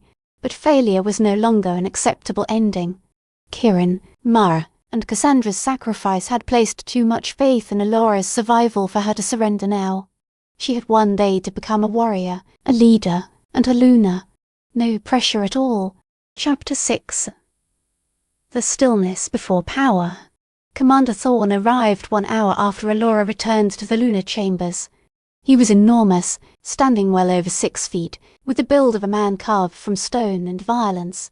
Scars crossed both bare arms, each one evidence of a battle he had survived. His eyes were the flat grey of winter eyes. He studied Alora without interest in prophecy, politics, or sacred thrones. The only question that mattered to him was whether she could fight. "Commander Thorne," Kieran said by way of introduction. "The finest warrior in Silvercrest. He has agreed to prepare you for tomorrow's combat trial." Thorne made a dissatisfied sound and walked around Alora as though evaluating an animal at market. "How much combat instruction have you received?" "None," she admitted. "Servants are not usually invited to sword lessons." "Can you shift?" The question was casual, but it struck an old wound. "No, my transformation has never completed." Thorne stopped and looked at Kieran with an expression that clearly questioned the alpha's sanity. "You expect me to prepare a servant who cannot shift and has no combat experience for a formal trial in—" He glanced through the window and judged the position of the sun. "Approximately 18 hours. "Yes," Kieran replied. "That is impossible. Then accomplish the impossible. You are supposed to be the best." Thorne muttered a creative series of curses under his breath and turned back to Alora. "Very well. Show me what exists beneath all that fear. Attack me." Alora blinked. "What?" "You heard me. Strike me. Punch, kick, bite, use whatever instinct suggests. I need to know what material I have to work with." The order was humiliating. Alora looked toward Kieran, hoping he might intervene. He only gave her an encouraging nod. She faced Thorn again. He looked capable of breaking her in half without effort. Imagining that she might actually injure him seemed absurd. Alora swung one fist toward his chest. The blow was weak and carried almost no force. Thorn caught her wrist before it reached him. Terrible. Your stance is unstable. You announce the strike long before it arrives, and you aimed for the strongest portion of my body instead of a vulnerable target. He released her. Again. This time commit. I have been struck harder by children. Heat rushed into Alora's face. She attacked again with more determination. Thorn moved aside effortlessly and swept her legs from beneath her. Alora hit the floor hard enough to empty her lungs. You are thinking too much, he said above her. A fight is not an academic exercise. You react. Your body already understands survival. Your mind keeps interfering. He offered his hand. The greater problem is that you have spent your life becoming smaller and less visible. Combat demands the opposite. Alora accepted his hand, and he hauled her upright. How am I supposed to repair 23 years of habit in 18 hours? You do not repair it. You build around it. Thorn moved to the center of the chamber and motioned for her to face him again. You will never overpower a large opponent through brute force. You are small, undertrained, and do not possess enough muscle. But you are light, quick, and close to the ground. Those traits can become advantages. For the next hour, he trained her without mercy. There was no time for elegant techniques.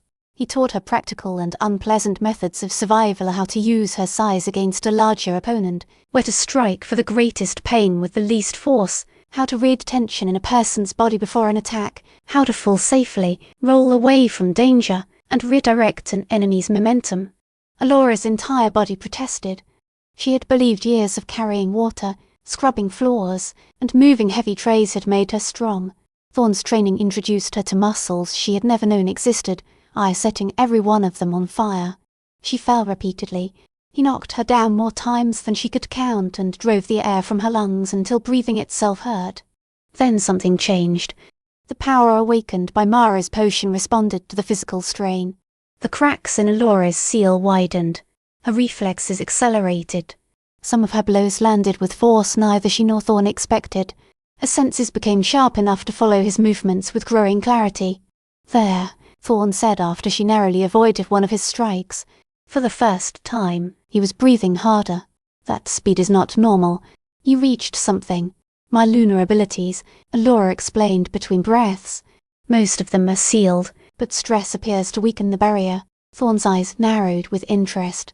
Then we require greater stress. He looked toward Kieran. Shift. Kieran straightened from where he had been observing. You want me to fight her. I want you to hunt her. You will control yourself and avoid causing real injury, but the instinct of prey is different from a training response. If ordinary strain creates cracks, genuine terror may shatter the seal.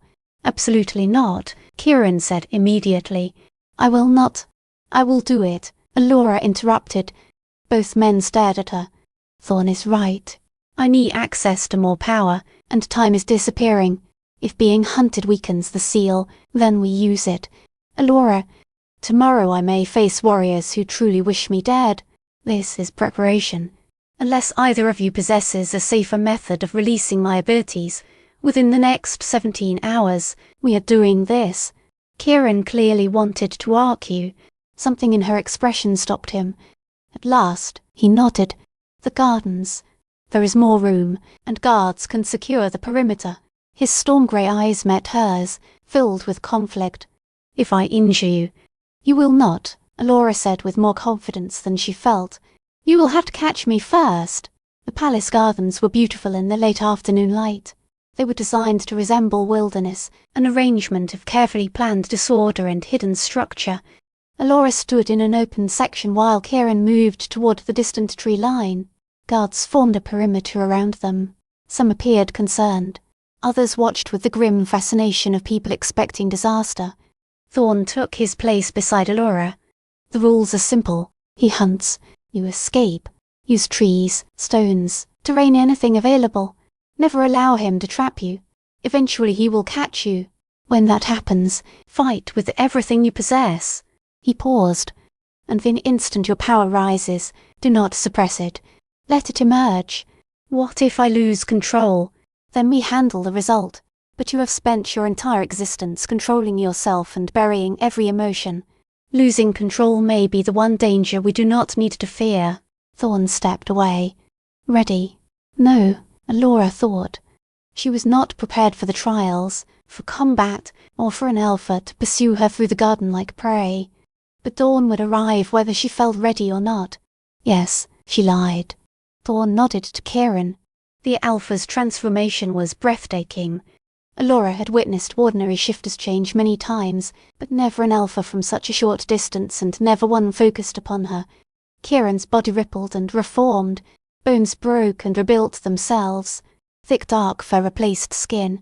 His spine lengthened, and his face extended into the muzzle of a wolf equipped with teeth made for killing. When he dropped to 4 paws, he was nearly the size of a small horse. His eyes glowed silver in the fading sun. They fixed on Alora. A primitive part of her mind issued a single command. Ran. She ran. Her servant's clothing had been replaced by training trousers and a fitted tunic that allowed movement. She raced toward the trees, grateful nothing restricted her legs. Behind her came the soft impact of enormous paws striking the earth. Kieran moved far faster than a creature of his size should have been able to move. Alora threw herself behind an oak just as his dark form passed through the place she had occupied. Her heart hammered. Adrenaline flooded her bloodstream. She heard him change direction. He was hunting. The logical portion of her mind understood that Kieran would never deliberately harm her. The prey instinct buried inside her wolf instinct that existed despite her failed shifts knew only that a powerful predator was approaching. Alora remained low and moved between the trees. The awakened fragments of her senses supply details she would once have missed: broken branches revealing the path of a large body, disturbances in the air as he passed, changes in shadow caused by his movement. There to her left. She turned right, climbed over a fallen log, and dropped into a shallow depression. Flattening herself against the ground, she forced her breathing to slow. Kieran padded past only a few feet away. Alora smelled soil, pine, and a scent that belonged uniquely to him. He stopped and tested the air. She did not move. Her heartbeat sounded so loud that she was certain he could hear it. Then Kieran looked directly toward her hiding place. Their eyes met his glowing silver, as wide with fear. She saw the exact instant he committed to the chase. He lunged. Alora rolled aside and came to her feet already running. Instinct controlled every motion. The seal cracked further. She felt it break like ice inside her chest. Her speed increased. Her reflexes sharpened. Awareness spread until she could sense nearly every movement within the garden at once. It still was not enough. Kieran remained faster and stronger, the dominant wolf in his prime pursuing a woman who had never learned how to run, as a true shifter. He drove her toward the fountain and cut off her escape. Alora spun, searching for another path. There was none. The fountain blocked her from behind. A wall stood to her left. Kieran occupied the only clear exit. She was trapped. Use your power, Thorn shouted from beyond the perimeter. Stop fleeing and fight. Fight with what? Alora possessed no claws or fangs. She could not shift. All she had were unfamiliar fragments of lunar ability and the sacred mark burning against her chest. Power struck through her like lightning. She gasped. This was not the soft warmth of the throne. It was wild, primal, and immense. The seal did more than crack. It shattered. Pieces of the barrier collapsed inside her, releasing abilities imprisoned since infancy. Silver light appeared around Alora's hands. She stared as the glow travelled up her arms like liquid moonlight. It was the same radiance that had awakened in the throne. Now it came from her. The power responded to terror, desperation, and her absolute determination to survive. Kieran's wolf hesitated. He sensed something that had not existed moments before. Alora raised both shining hands. Instinct shaped the light into a barrier between them. It was not solid, but when Kieran moved forward, it repelled him. Unlike the violent defense of the throne, Alora's barrier pushed him away without injury. It was protection under control. Good, Thorn shouted. Now drive him backward. Establish dominance. Dominance was a language Alora had never spoken. She had dominated nothing in her life, but the power understood what Thorn demanded. Alora, push! The barrier widened and forced Kieran to retreat. Silver radiance intensified until it illuminated the entire garden. Then pain tore through her. Her bones began to change not into a complete wolf, but into something between forms. Alora cried out as her spine arched, her fingers curved into claws, and her senses expanded beyond anything human. It resembled the failed transformation she had suffered as a child, except this time the change did not stop. It continued. Through the haze of pain, she saw Kieran return to human form, concern visible on his face. Thorn advanced while carefully observing but refusing to interfere. Guards whispered in shock. Alora was most aware of becoming. Walls inside her collapsed. Power suppressed for 23 years finally had permission to exist. Her body remembered what it was meant to be, even if it had forgotten the path. The transformation stabilized. She was neither fully human nor fully wolf. Silver claws tipped her fingers. A fine shimmer of energy covered her arms instead of fur. Her body remained recognizably her own but had become stronger, faster, and more powerful. The throne's silver light pulsed outward from her skin. Her light. Her power. Impossible, one guard whispered. Thorn grinned with almost wolfish satisfaction. Not impossible. Rare. She has manifested a lunar form, the ancient transformation that existed before ordinary shifting. The oldest bloodlines possessed it before their power weakened across generations. Alora tried to speak. Her altered throat produced words mixed with a wolf's growl, understandable but not entirely human. How do I return? Kieran approached carefully with his hands raised. The same way you changed. You wanted to protect yourself, and your body answered. Now decide that you want your human form. Tell your body. It took several attempts. Alora flickered between states of human, the hybrid lunar form, and momentary glimpses of what might one day become a complete wolf. Each transition brought new waves of pain as muscles and bones reshaped. At last, shaking and gasping, she returned fully to human form. Her legs gave way. Kieran caught her before she reached the ground. I have you, he murmured, lowering them both onto the grass. Breathe. A first transformation is always brutal, particularly one this unusual. Too exhausted to care about propriety, Alora rested against his chest. Her body felt as though it had been dismantled and assembled incorrectly. That was remarkable, Thorn said, crouching beside them. You possess more raw power than necessary for tomorrow's manifestation trial. Combat will remain difficult, but if you were trapped, you can now defend yourself. What about the strategy trial? Alora asked weakly. How do we prepare? We cannot, Kieran answered. His arms tightened slightly around her. Strategy cannot be memorized in a few hours. It grows through experience, knowledge of politics, and an understanding of pack behavior. But you survived 23 years in a hostile environment without protection or power. That required strategy. Trust the instincts that kept you alive. Thorn stood and brushed soil from his clothing. She requires rest more than further instruction. Dawn will come early, and she needs a clear mind. He nodded toward Kieran. Good fortune tomorrow, Alpha. You will need all of it. Thorn and the guards withdrew.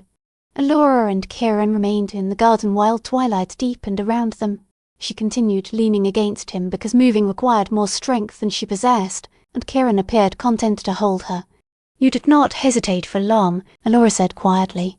When Thorn asked you to hunt me, part of you wanted to refuse, but you agreed because you believed it would help. I always hesitate when someone asks me to risk hurting people He stopped. Alora felt him take a deeper breath. People under my protection. She turned her face toward him. In a fading light, his eyes appeared darker and more troubled. What were you about to say? Nothing important. His gaze dropped to her lips for the briefest moment before moving away. You need food and sleep. We should return inside. Kieran. She spoke his name softly. He looked at her again. Thank you. For staying beside me. For believing the throne did not fail. Her voice cracked. For being the first person in my life to choose me intentionally. The mask of alpha control broke across his face. Beneath it was a man who looked uncertain, vulnerable, and painfully human. You describe it as something noble, he said roughly, as if I act only from duty or honour, but the truth is... He stopped, his jaw tense as though holding back words that demanded release. What is the truth? Alora whispered. The truth is that I see you. His voice was quiet but absolute. Not merely the lunar candidate, the political crisis, or the subject of a prophecy. I see a woman who remained kind in a world that offered her none. A woman who stood before a hostile council and refused to apologize for being alive. A woman who permitted an alpha to hunt her through the gardens, because she will do anything necessary to survive. Kieran lifted a hand and moved a strand of hair away from her face with unbearable gentleness. And that frightens me, because I did not intend to care. This was supposed to be political strategy. Somewhere between the throne room and tonight, it became real. Alora's breath caught. Kieran, you do not need to answer. This is unfair. You face possible execution tomorrow, and I am choosing now to confess feelings like a fool. He started to move away. Alora caught his hand. I survived by teaching myself not to desire anything beyond reach, she said. I learned never to hope for more than scraps. She held his gaze and allowed him to see the fear, hope, and longing she normally buried. Then you arrived with food, conversation, and the impossible suggestion that I might deserve to be seen. Her fingers tightened around his. You frighten me, Kieran. Not because you are dangerous, but because you make me want things. A future, a home, someone who chooses me because he wants me, not because a prophecy ordered him to. I do want you, he said immediately, with fierce certainty. I want to choose you. Only inches separated them. The air felt charged with everything neither had dared to express. Alora felt his breath against her lips. Conflict showed in his eyes. He wanted to close the distance but feared taking advantage of her fear and exhaustion. So Alora closed it. Their first kiss was soft and uncertain, as though neither believed they were permitted to have it. Then Kieran cupped the back of her neck and drew her nearer. The kiss deepened into something that felt like drowning and breathing at once desperate, gentle, and absolutely necessary. When they separated, both were breathing hard. Kieran rested his forehead against hers. We should not have done that. Probably not, Alora agreed. The timing is terrible. The worst possible. You face 3 impossible trials at dawn, and I have complicated everything by giving me another reason to fight besides survival. She drew back enough to look into his eyes. I intended to fight because the prophecy demanded it, because others sacrificed for me, and because I was tired of fleeing. Alora touched his face and felt the roughness of stubble beneath her palm. Now I am fighting because I want to discover what happens next. With you. With us. With whatever future might exist if I survived tomorrow. Kieran turned his head and kissed her palm. Then survive. Pass every trial and prove all of them wrong. And after it is over, we decide what comes next. They remained together as stars appeared overhead, holding each other like anchors within a storm. The following day would bring tests designed to destroy Alora, enemies who wanted her dead, and allies whose trust she could not afford to betray. It would reveal whether the throne had chosen correctly or whether she would die attempting to prove it. But for a few stolen moments beneath the stars, she was not a candidate, a political problem, or a prophecy waiting to be fulfilled. She was simply Alora. And she had been chosen. Chapter 7. The Great Betrayal. The sound of drums announced the arrival of dawn. Alora woke to their deep, measured rhythm echoing through the palace.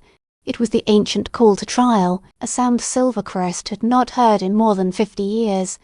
She dressed in the clothing prepared for her plain black trousers and a fitted tunic designed for movement. Silver thread traced the seams, the only ceremonial detail in an otherwise practical outfit. The mark over her heart pulsed with steady warmth. Power remained beneath her skin after the previous night's transformation. It was not completely released and certainly not mastered, but it was present. It was real. It belonged to her. Whether it would be enough was another matter. Guards escorted Alora through palace corridors packed with spectators. The entire territory appeared to have come to witness the trials. Servants crowded against the walls. Nobles occupied every open space. Children sat on their parents' shoulders, desperate for a glimpse of the foundling servant who dared claim the lunar throne. Their faces blurred together. Some were curious, others openly hostile. Many had come simply to watch her fail. The ceremonial arena had been prepared overnight. It was an ancient place carved into the earth, with stone seats rising in tiers around a floor of packed dirt. Dark stains marked the ground where generations of blood had been spilled during historic trials. 3 stations had been arranged in the centre, one for each test. The council occupied a private box overlooking the arena. Elder Rothschild sat in the middle as though he were a monarch attending gladiatorial entertainment. Noble families surrounded him in their most elegant clothing, treating Alora's struggle for survival as a spectacle. Kieran waited beside the entrance.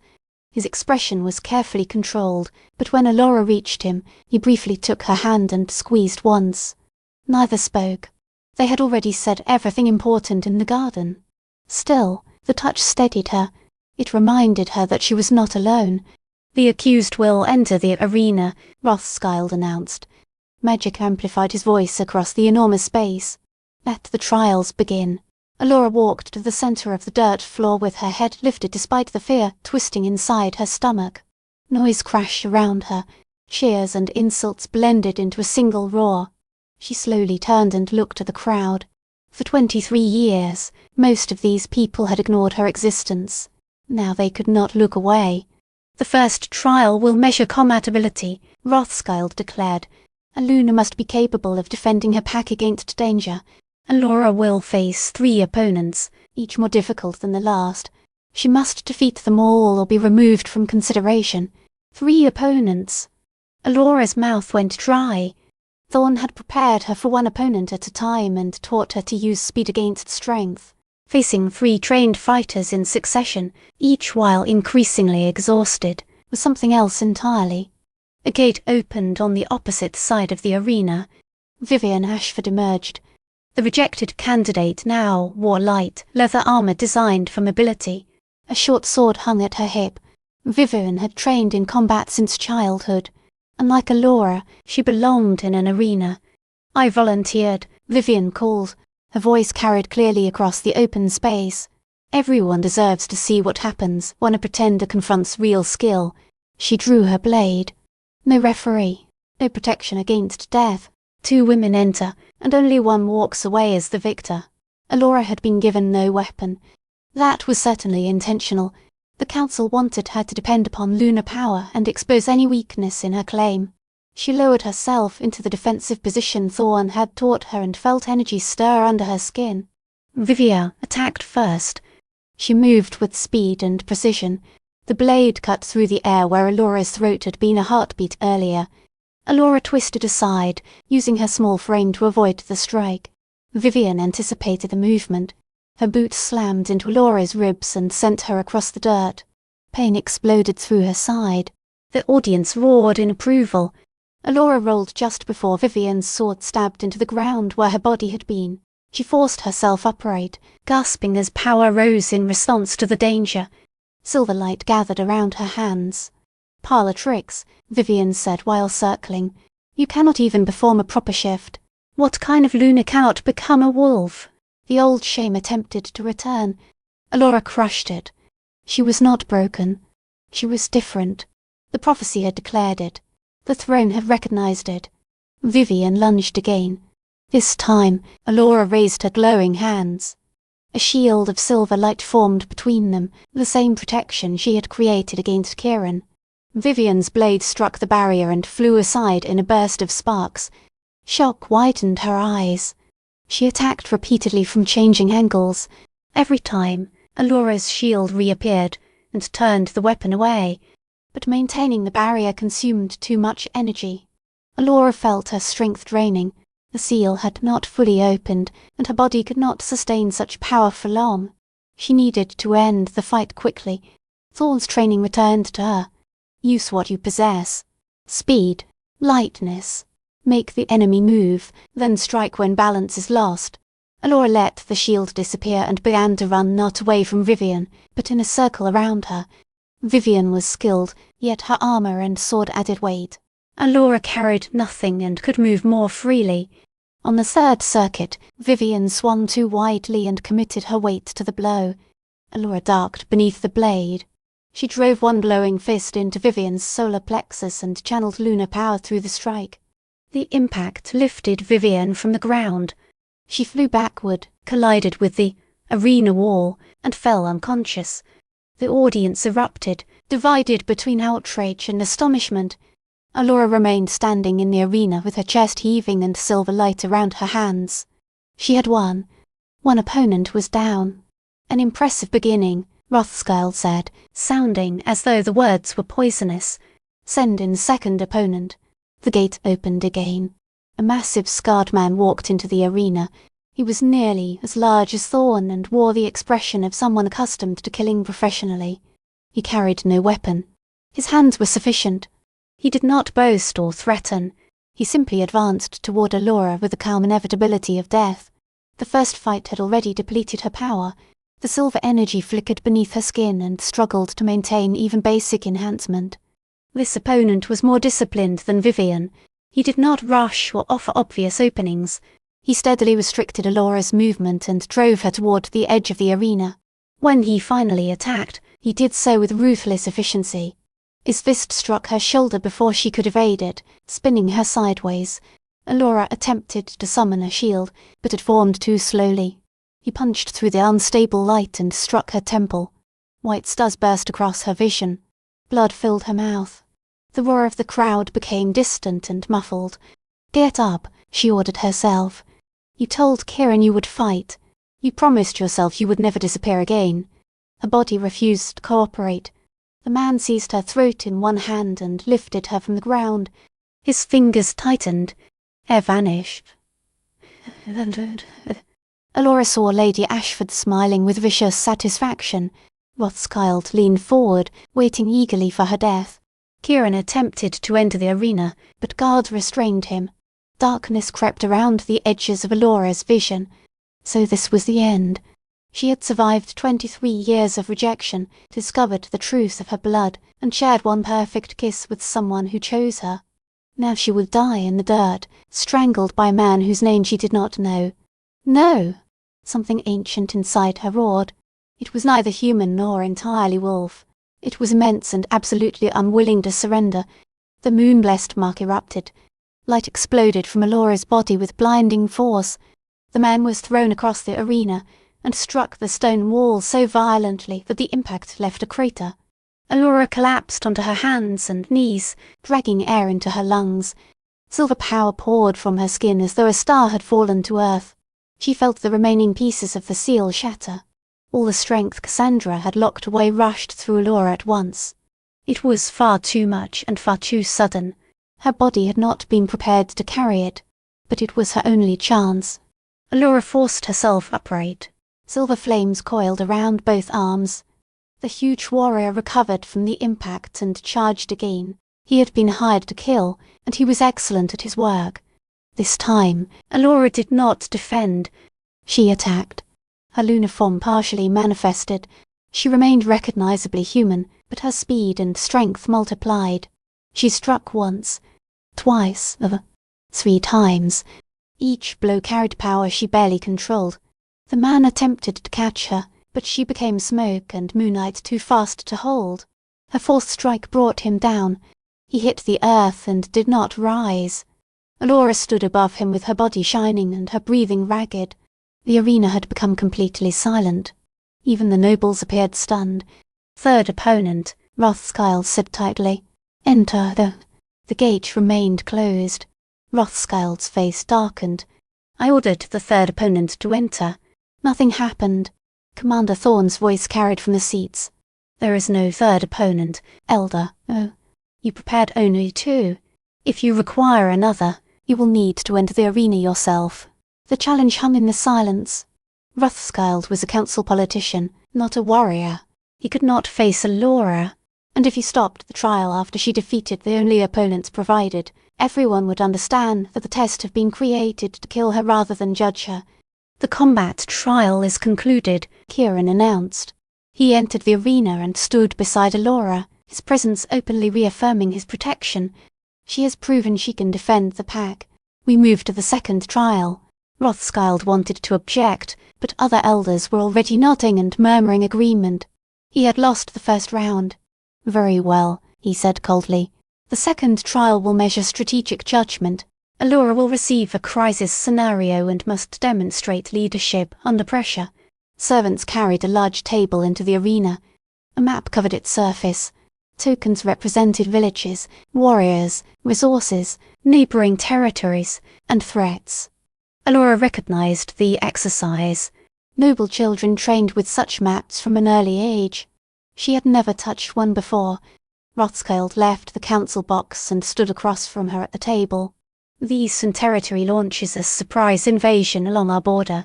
Their forces outnumber ours by 2 to 1. At the same time, disease spreads through the southern villages, requiring healers, supplies, and immediate attention. He gestured toward the limited pieces on the board. You possess too few warriors and even fewer resources. What action do you take? There was no good solution. Any choice would sacrifice something. Alora stared at the map beneath the weight of thousands of expectations. She did not understand formal military doctrine, supply networks, or battlefield formations. But she understood people. She understood survival. And she knew that the obvious answer was often designed to trap those who accepted it. I evacuate the southern villages, she said slowly, thinking aloud. Both the sick and the healthy are moved to fortified positions in the north, away from the outbreak and the immediate border conflict. You would abandon Silvercrest land, Rothschild challenged. That displays weakness. Leaving sick citizens to die displays cruelty, Alora replied. She studied the map. The Eastern Territory wants our land. It does not want our plague. If infected villages are protected inside fortified positions, the invaders face 2 choices. They can attack the sick and reveal themselves as monsters, or they can risk spreading disease through their own army. She moved the village pieces northward. At the same time, I deploy a small force to damage their supply lines rather than confront the main army. Make the occupation costly. Force their commanders to decide whether the land is worth what it will consume. You would refuse to defend the border directly. Lady Pemberton called. What Luna retreats from battle? One who understands that victory does not always require direct confrontation, Alora answered. Her voice carried across the arena. You want me to send our warriors against an army twice their size. They would die holding land that could be recovered later. If I preserve our people, increase the cost of invasion, and make the enemy question its plan, Silvercrest survives until it can fight under better conditions. She looked directly at Rothschild. You asked for my decision. I protect people first, land second, and I ensure the invader regrets attacking even if I cannot immediately defeat them. Rothschild's jaw tightened. Unconventional. Some might call it cowardice. Cowardice is sacrificing citizens to preserve appearances, Kieran said. She thinks like someone who has survived impossible circumstances, not someone who memorized strategy from a book. Council members debated among themselves. Some agreed that Alora's plan showed weakness. Others were impressed by its practicality and refusal to waste lives. The second trial is acceptable, Rothschild finally conceded. Each word visibly pained him. That brings us to the final test of power manifestation. His smile became cruel. Demonstrate true lunar abilities. Show this territory the power that supposedly grants you the right to rule. Everything had led to this moment. Combat and strategy would mean nothing if Alora failed to produce unmistakable lunar power. She stood at the center of the arena, still radiating silver energy from the fights. The seal was gone, and power thundered through her veins. Yet she did not fully control it. It felt like holding lightning inside bare hands. Well, Rothschild prompted. We are waiting. Alora closed her eyes and reached inward. Mara had said that the ancient lunars were bridges between worlds, conduits for the moon goddess's strength. She only needed to discover how to direct it. Pain suddenly tore through her chest. Alora's eyes opened. Something was wrong. The silver light leaving her body was not simply a display of power. It was power escaping. The seal had not opened in a controlled manner. It had shattered, leaving her abilities to pour outward without restraint. She was consuming her own life force. Alora, Kieran called. Concern sharpened his voice.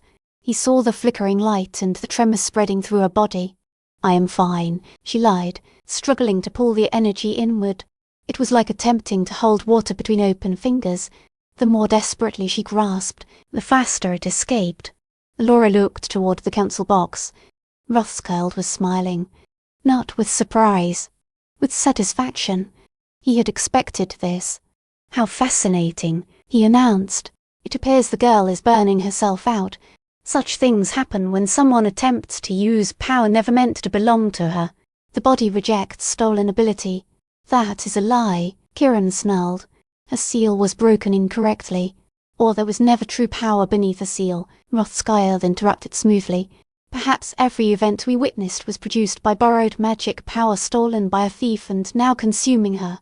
Fear and disgust moved through the crowd. Many spectators looked vindicated. They had always wanted proof that she was a fraud. Alora fell to her knees. Silver light pulsed out of her in unstable waves. She felt herself dying. The ability meant to save her was burning her from within. And suddenly she understood everything. The trials had never been designed to evaluate her. They had been designed to make her destroy herself.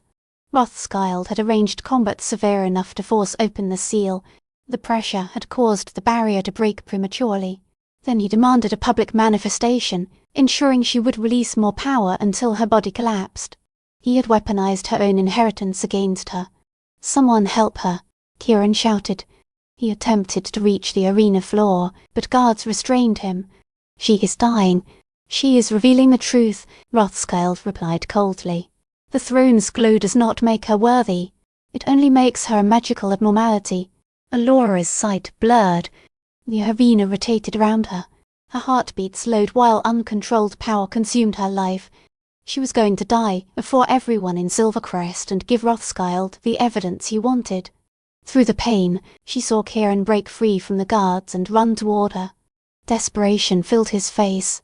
He reached for her as if strength alone could pull her away from death. But Alora was already falling. She dropped through darkness, into the space between heartbeats, and then into endless silver light.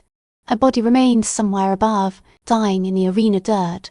Here, there was no pain and no fear, only an infinite field of moonlight and the sensation of being observed by something immeasurably vast. "Una Alora." The voice was not sound. Meaning entered directly into her awareness.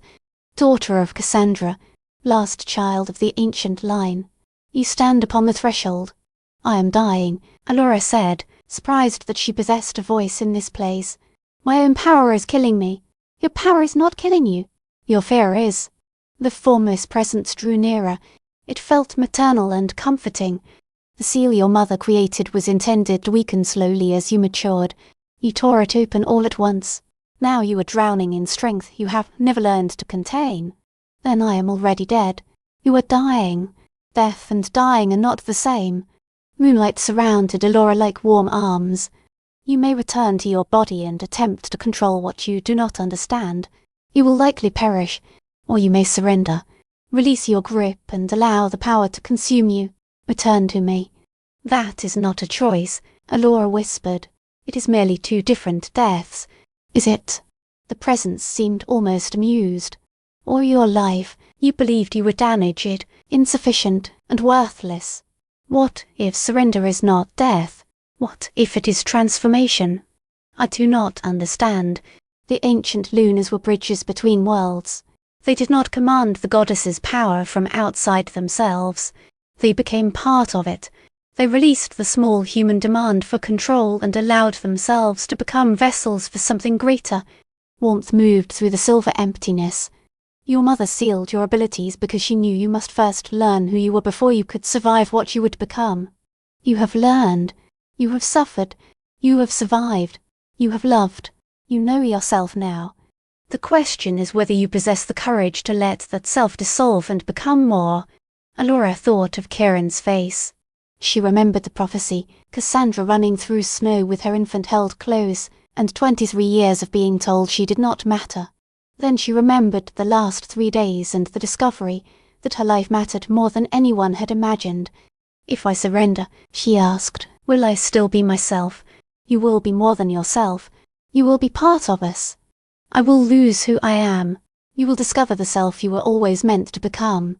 Alora closed eyes she did not truly possess in that strange realm. She thought of control, of the desperate grip she had maintained on the frightened, invisible girl she had needed to protect. Then she remembered the throne's warmth, Kieran's kiss, and the first moment in her life when she had felt she belonged. She had spent 23 years holding on. Perhaps survival now required letting go. All right, Alora whispered into the endless silver light. I surrender. Take me. Change me. Make me what I need to become. Brave daughter, the presence answered, approval filling every part of the words. Your mother would be proud. Silver light consumed Alora completely. Chapter 8 The Return.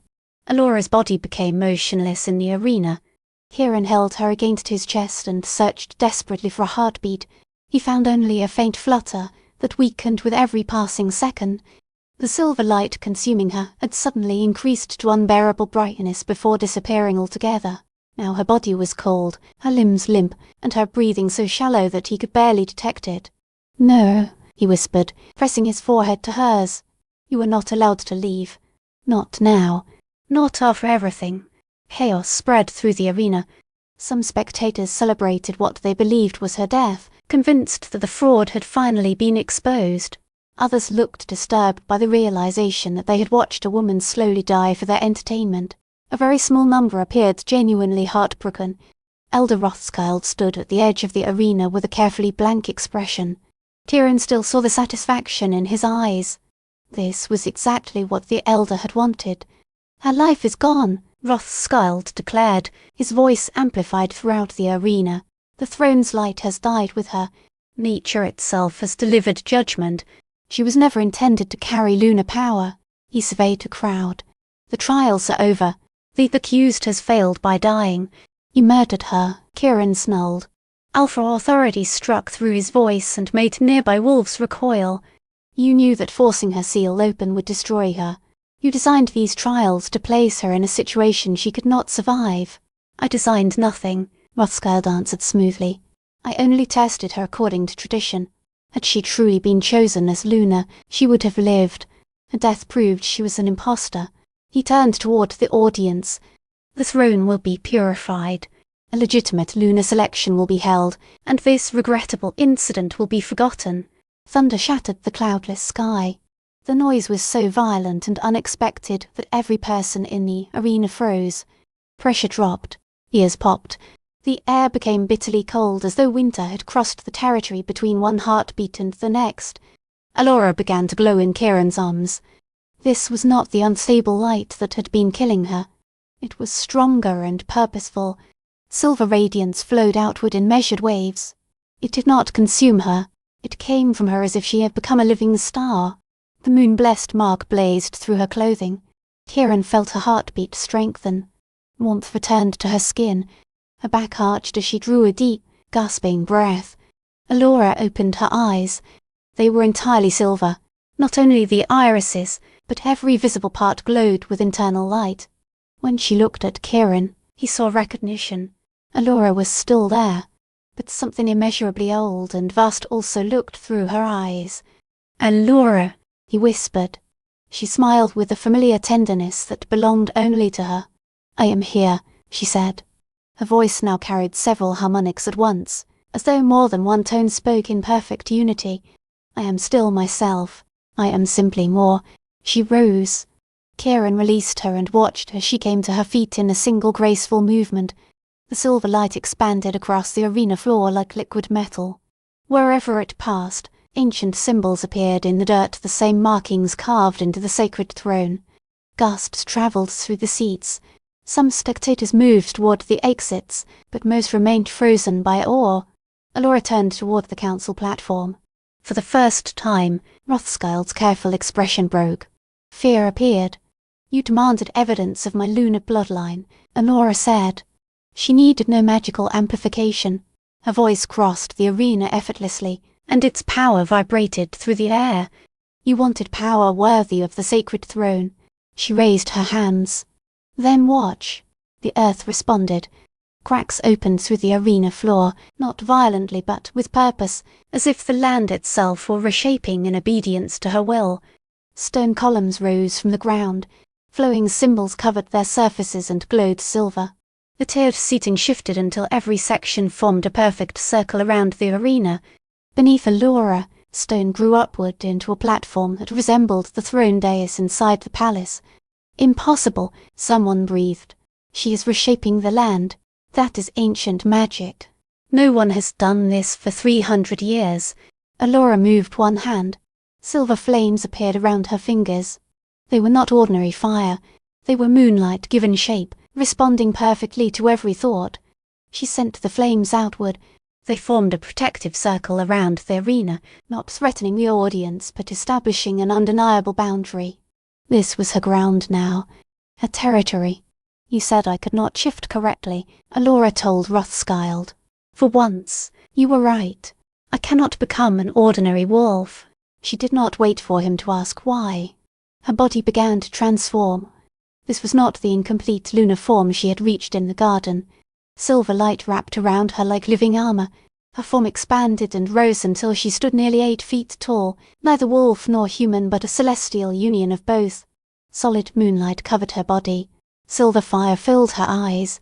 Claws made from pure energy extended from her hands. A crown-like halo formed around her head. This was the complete lunar form used by the ancient bloodlines when they directly channeled the moon goddess. It existed before normal shifting. It transcended normal shifting. This, Alora's transformed voice resonated, is what the throne recognized. She stepped down from the platform.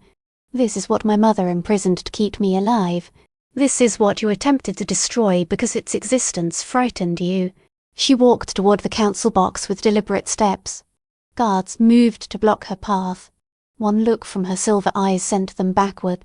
This was not an opponent a warrior confronted. It was a power one either revered or fled. Elder Rothschild, Alora said, stopping beneath the platform, you organized the Great Purge 23 years ago. You ordered lunar bloodlines assassinated because you feared their power. You feared that they would reveal the Council's corruption and return leadership to its proper purpose instead of the system you twisted for your own benefit. Rothschild's face lost all colour. You have no evidence. I possess the memories of the unearth. Alora placed one glowing hand against the ground. Do you know what an ancient lunar can do? We can communicate with the territory. We can ask the land what it witnessed, whose blood entered its soil, and which secrets were buried beneath it. Silverlight spread through the earth like cracks travelling across ice. Shall I ask Silvercrest what happened 23 years ago? Shall the land show everyone the commands you issued, the killers you employed, and the lunar families you systematically erased? This is slander, Rothschild shouted, but fear shook his voice. The delusion of a girl intoxicated by stolen power. Enough. The single word struck with physical force. The arena trembled. Every person present felt the weight of something enormous, terrible, and beyond their control. For 23 years, I believed myself worthless because people like you trained me to believe it, Alora said. I survived only because my mother loved me enough to hide me from your murderous ambition. Her eyes brightened. I nearly died today because you feared me so deeply that you attempted to kill me in front of the entire territory and call the murder justice. Her power rose. So you will no longer speak, judge, condemn, or turn truth into lies. Your control of Silvercrest through manipulation and fear ends now. Alora gestured. Silverlight formed chains around Rothschild. They caused no pain, but they held him absolutely still. He could neither move nor speak. She turned toward the audience while remaining in her complete lunar form. The throne did not choose incorrectly. It recognized what Silvercrest required, not another obedient figure who would preserve a broken order, but someone who knows what it means to be powerless in a world designed to crush the vulnerable. She looked toward the remaining elders. It chose someone who would rebuild leadership around justice rather than bloodline politics. A silver gaze moved across the council. How many of you knew about Rothschild's crimes? How many helped conceal the Great Purge? 3 of the 12 elders lowered their eyes. Guilt was visible on their faces. I possess enough power to destroy all of you, Alora said softly. The gentle tone made the warning more terrifying. I could tear down every institution you created and reshape the territory according to my will. She allowed them to absorb the truth and experience the helplessness of facing power they could neither challenge nor control. Then she stepped back. The chains around Rothschild disappeared. Alora's celestial body began to recede. The towering lunar form compressed until she stood in her ordinary human shape. Silverlight left her eyes, returning them to their natural colour, though a faint shimmer remained when she turned beneath certain angles of light. "But I will not destroy you," she said in her own voice. It was quieter but no less powerful. "Doing so would make me the same as you, someone who uses strength to crush others instead of helping them rise."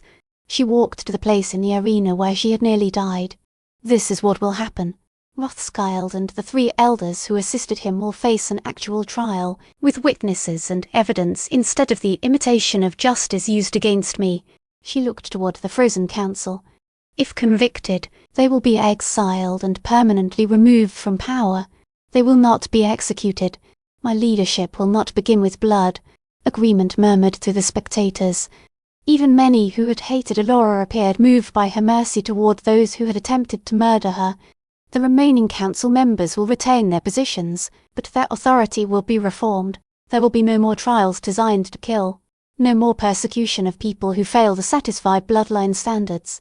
Her voice carried into every section of the arena. "Most importantly, the council will serve Silvercrest.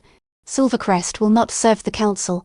Leadership exists to protect people or people, not to preserve privilege for a small group of elites." Alora turned toward Kieran.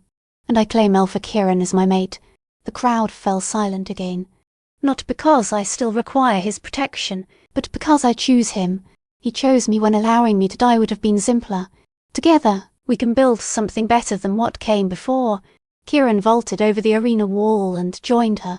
Before hundreds of witnesses, he took her hand in a deliberate public gesture. "I choose you," he said quietly, yet his voice carried, not the candidate, not a prophecy. "You, Alora, the woman who survived everything they used against her and returned stronger." Alora smiled faintly.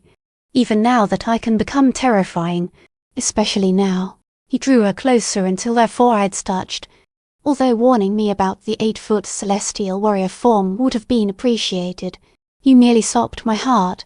I nearly stopped my own," she admitted. Then she addressed the crowd once more. "I know many of you do not want me as Luna.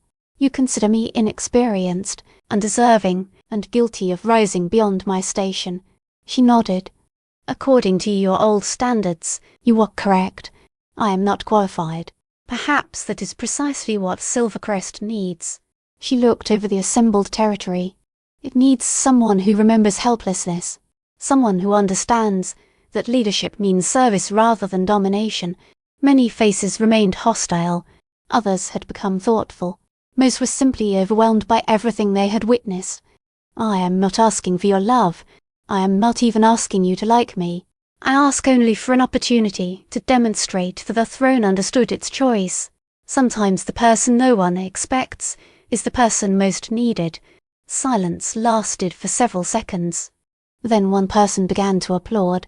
Another joined. The sound gradually spread. Many still refused.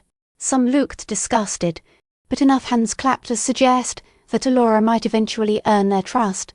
Commander Thorne stood in the seats. "All who favour recognizing Alora, daughter of Luna Cassandra of the Northern Wildlands, as the rightful Luna of Silvercrest chosen by the sacred throne, raise your hands." Hands rose throughout the arena. It was not yet a majority, but the number was far greater than Alora had dared expect. "The motion carries," Thorne announced. "Silvercrest has its Luna." The remaining elders exchanged calculating looks as they considered their political futures. At last, Margrave, the eldest councilwoman and one of the few who had remained silent throughout the proceedings, stood. "The council recognizes Luna Alora," she stated formally, "although I suspect she will make our work significantly more difficult for many years." A trace of approval entered her eyes. "It is time someone disturbed the comfortable order of this place." The ceremony that followed was arranged quickly but respected tradition. Alora stood before the legitimate members of the council and spoke vows binding her to Silvercrest. Kieran stood beside her and made his own promises of protection and partnership. When the final words were spoken, silver light rose from the arena floor and wrapped around them. The mate bond formed visibly before the crowd. It was beautiful, frightening, and impossible to dispute. One final matter, Alora said when the light faded. She looked toward the distant palace as though listening to something no one else could hear. "The throne is coming." "What?" Kieran asked. Alora smiled. "I explained that ancient lunars can reshape their territory. If I am expected to rule, I should keep my throne nearby." A rumbling noise came from the palace. The audience gasped as the sacred lunar throne rose out of the distant building. Silver power carried it through the air across Silver Crest as though invisible threads pulled it. It descended into the arena and settled upon the platform Alora had created. The moment it touched the stone, the throne illuminated in recognition. Alora climbed the dais and sat with casual authority. The light brightened. A pulse travelled from the throne through the earth, marking the land as claimed, protected, and renewed. "There," Alora said, settling comfortably into the seat that had refused generations of candidates. "Now the matter is official." Kieran laughed, the sound releasing some of the day's unbearable tension. "You moved a 300-year-old sacred relic as if it were household furniture." "It is my furniture," Alora reminded him. "The throne and I understand each other." She patted one armrest affectionately. "Besides, I became tired of walking back to the palace whenever I needed to sit upon it. The absurd sight of a former servant casually rearranging a holy relic was exactly what Silvercrest needed. It proved she would never become a traditional Luna. It proved everything was about to change. As the audience slowly dispersed, Alora remained seated. The throne's light had settled into a gentle, welcoming glow. People approached cautiously. Some came to swear loyalty. Others merely wanted to see the new Luna at close range now that she no longer resembled a celestial weapon. A little girl, perhaps 6 years old, escaped her mother's hand and ran toward the dais. "Are you truly a Luna?" she asked. "I truly am," Alora replied gently. "But you are a servant. Mama said servants cannot become Lunas. I was a servant, and your mother was correct about the old rules. Servants were never supposed to become Lunas." Alora leaned closer. "But the throne sometimes sees what people miss. Sometimes the quality that makes you different is precisely what makes you the correct choice." The child considered this seriously. "I am different too. I cannot shift properly. Everyone says I am broken." Pain tightened Alora's chest. She knew that wound intimately. She met the girl's eyes. "You are not broken. You are becoming something the world has not seen yet. Just as I was." Alora smiled. "And one day, that difference may become your greatest strength." The girl's face brightened with hope. She ran back to her mother as though Alora had placed the moon itself into her hands. Perhaps, in a way, she had given her something just as valuable a permission, to believe she could become more than others predicted. By late afternoon, most of the spectators had left. Kieran climbed the platform and sat on the arm of the throne beside Alora. "You are officially Luna. You survived the trials, manifested impossible power, exposed a conspiracy, and moved the throne because its original location inconvenienced you." He looked at her. "How do you feel?" Alora leaned against him. The adrenaline was fading, and she finally understood how much the transformation had cost.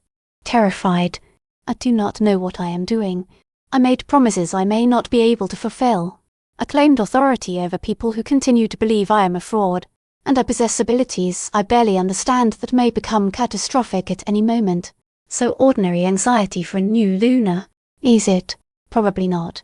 Most Lunas do not reshape terrain or become celestial warriors." He placed one arm around her shoulders. "Most Lunas also did not survive what you survived. They did not fight as hard or show mercy to people who tried to kill them when they possessed the power to destroy everyone." Alora looked at him. "I wanted to. For a moment, while I held all that power, I wanted them to suffer for every insult, every rejection, and every time they taught me to feel worthless. But you stopped. Yes. Because destroying them would have proven their story that I was a servant pretending to be something greater. I needed to prove I could become better than they were." She smiled tiredly. Although divine punishment was extremely tempting, Kieran laughed and kissed her temple. Save it for actual enemies. We will have them. Rothschild possesses allies outside the council. Neighbouring territories are watching for weakness. Many people inside Silvercrest still believe you stole a rank you never earned. I know. Alora looked across the arena and the land she had claimed. But I have one advantage they will never expect. What is that? Nothing left to lose. She stood, and the throne released her easily now that it had fully accepted her. I spent 23 years unseen. Now everyone is watching. Alora descended from the platform with Kieran beside her. I may as well give them something worth seeing. Together, they crossed the arena and entered their new life. Chapter 9. The Claiming. The sun descended beyond Silvercrest in streaks of orange and gold. Tomorrow would bring new battle to rebuilding the council, establishing Alora's authority, and learning to control abilities she barely understood. But that night, for the first time in her life, she stood exactly where she belonged. 3 months passed after the trials. Alora sat in the reconstructed throne room, a chamber she had insisted on transforming. The old space had been designed to intimidate. She ordered walls opened for windows, allowing natural light to enter, and removed the oppressive darkness associated with the former council's rule. The sacred Luna throne remained on its dais and now glowed softly whenever Alora was near. Everything surrounding it had become welcoming rather than threatening. That day marked Silvercrest's first open council session. Any citizen, regardless of title, rank, or ancestry, could present a concern directly to the territory's leadership. Under the previous system, only noble families had been permitted access. The change was radical. Predictably, the throne room was full. Alora wore practical clothing instead of elaborate ceremonial robes. It was another quiet act of rebellion that caused the remaining members of the old guard to wince.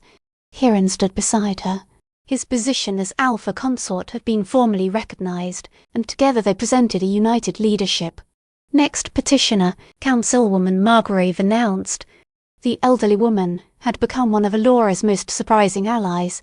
She embraced reform with an enthusiasm that suggested she had spent decades waiting for someone to disrupt the existing order.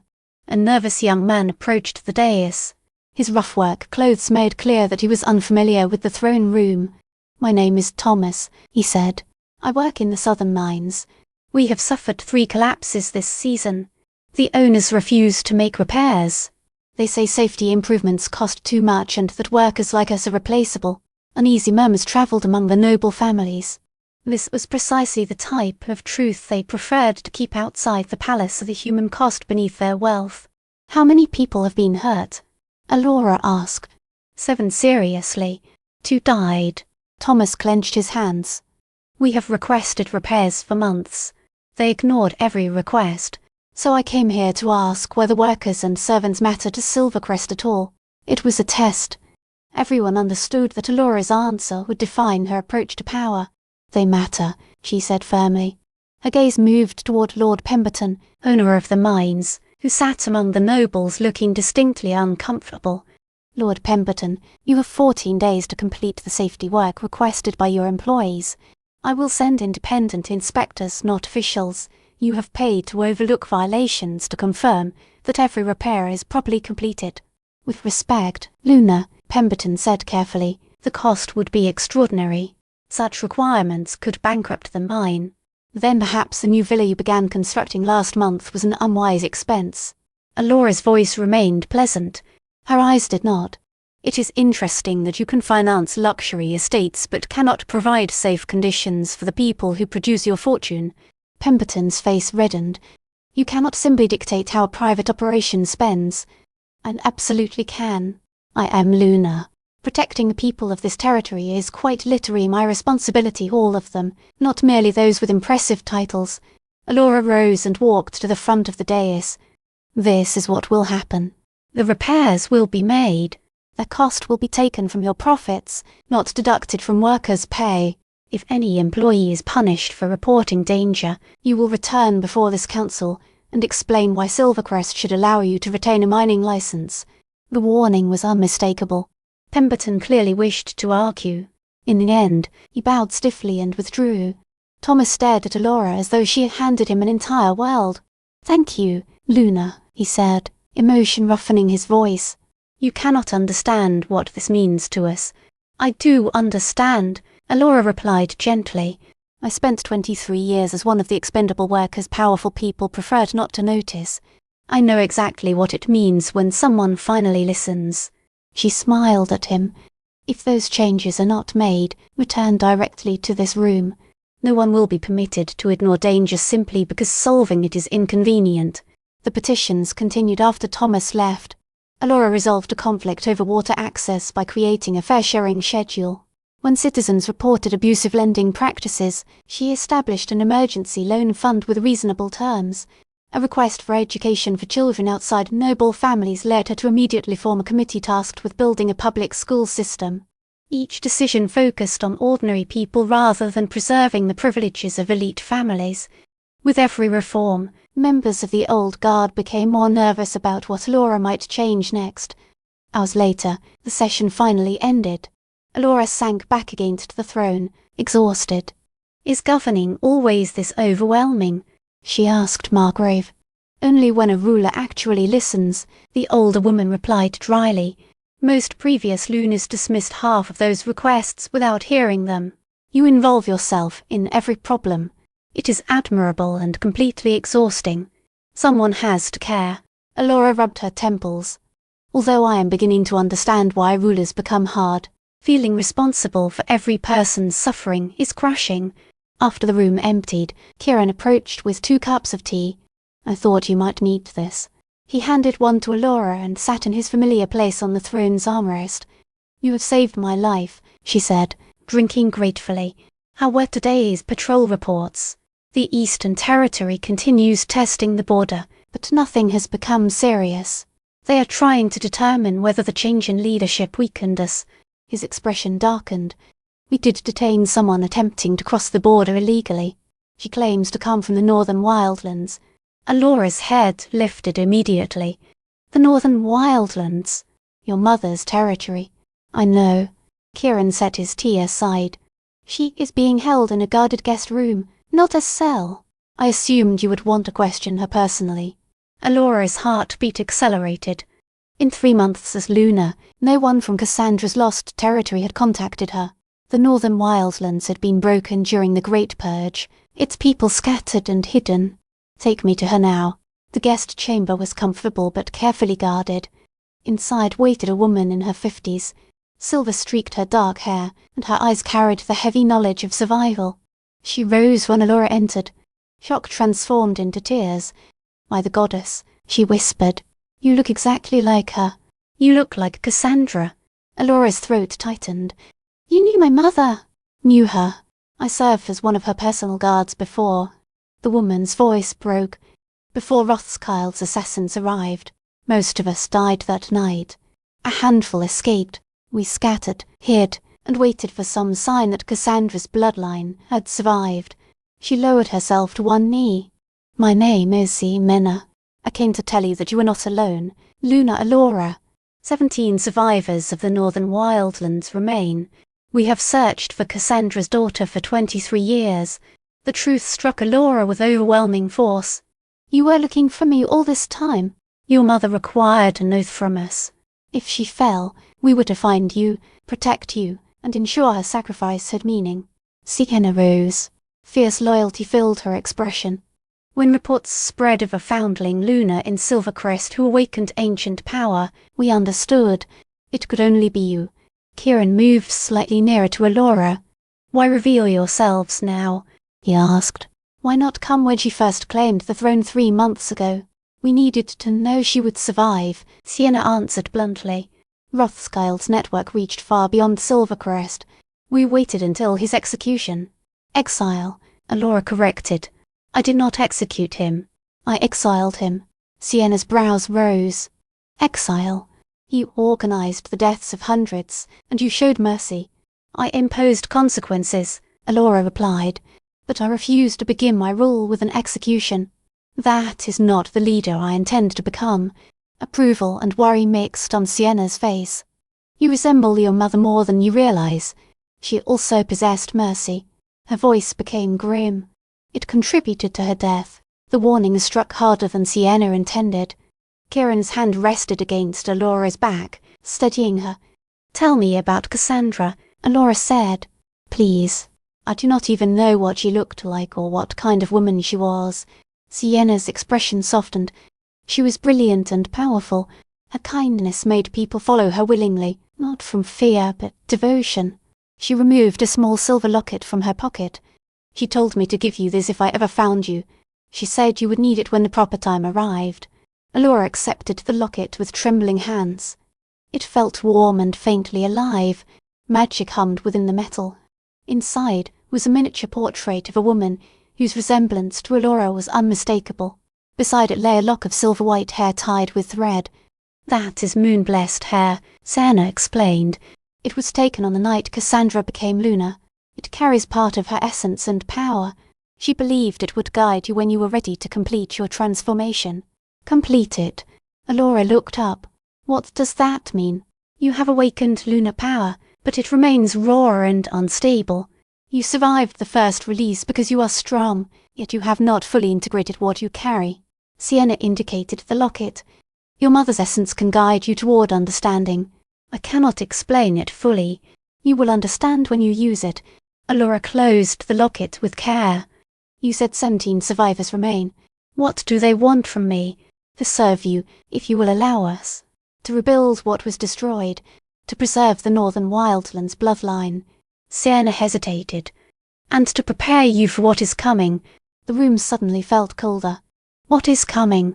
Rothschild was never acting alone. Sienna's expression became grave.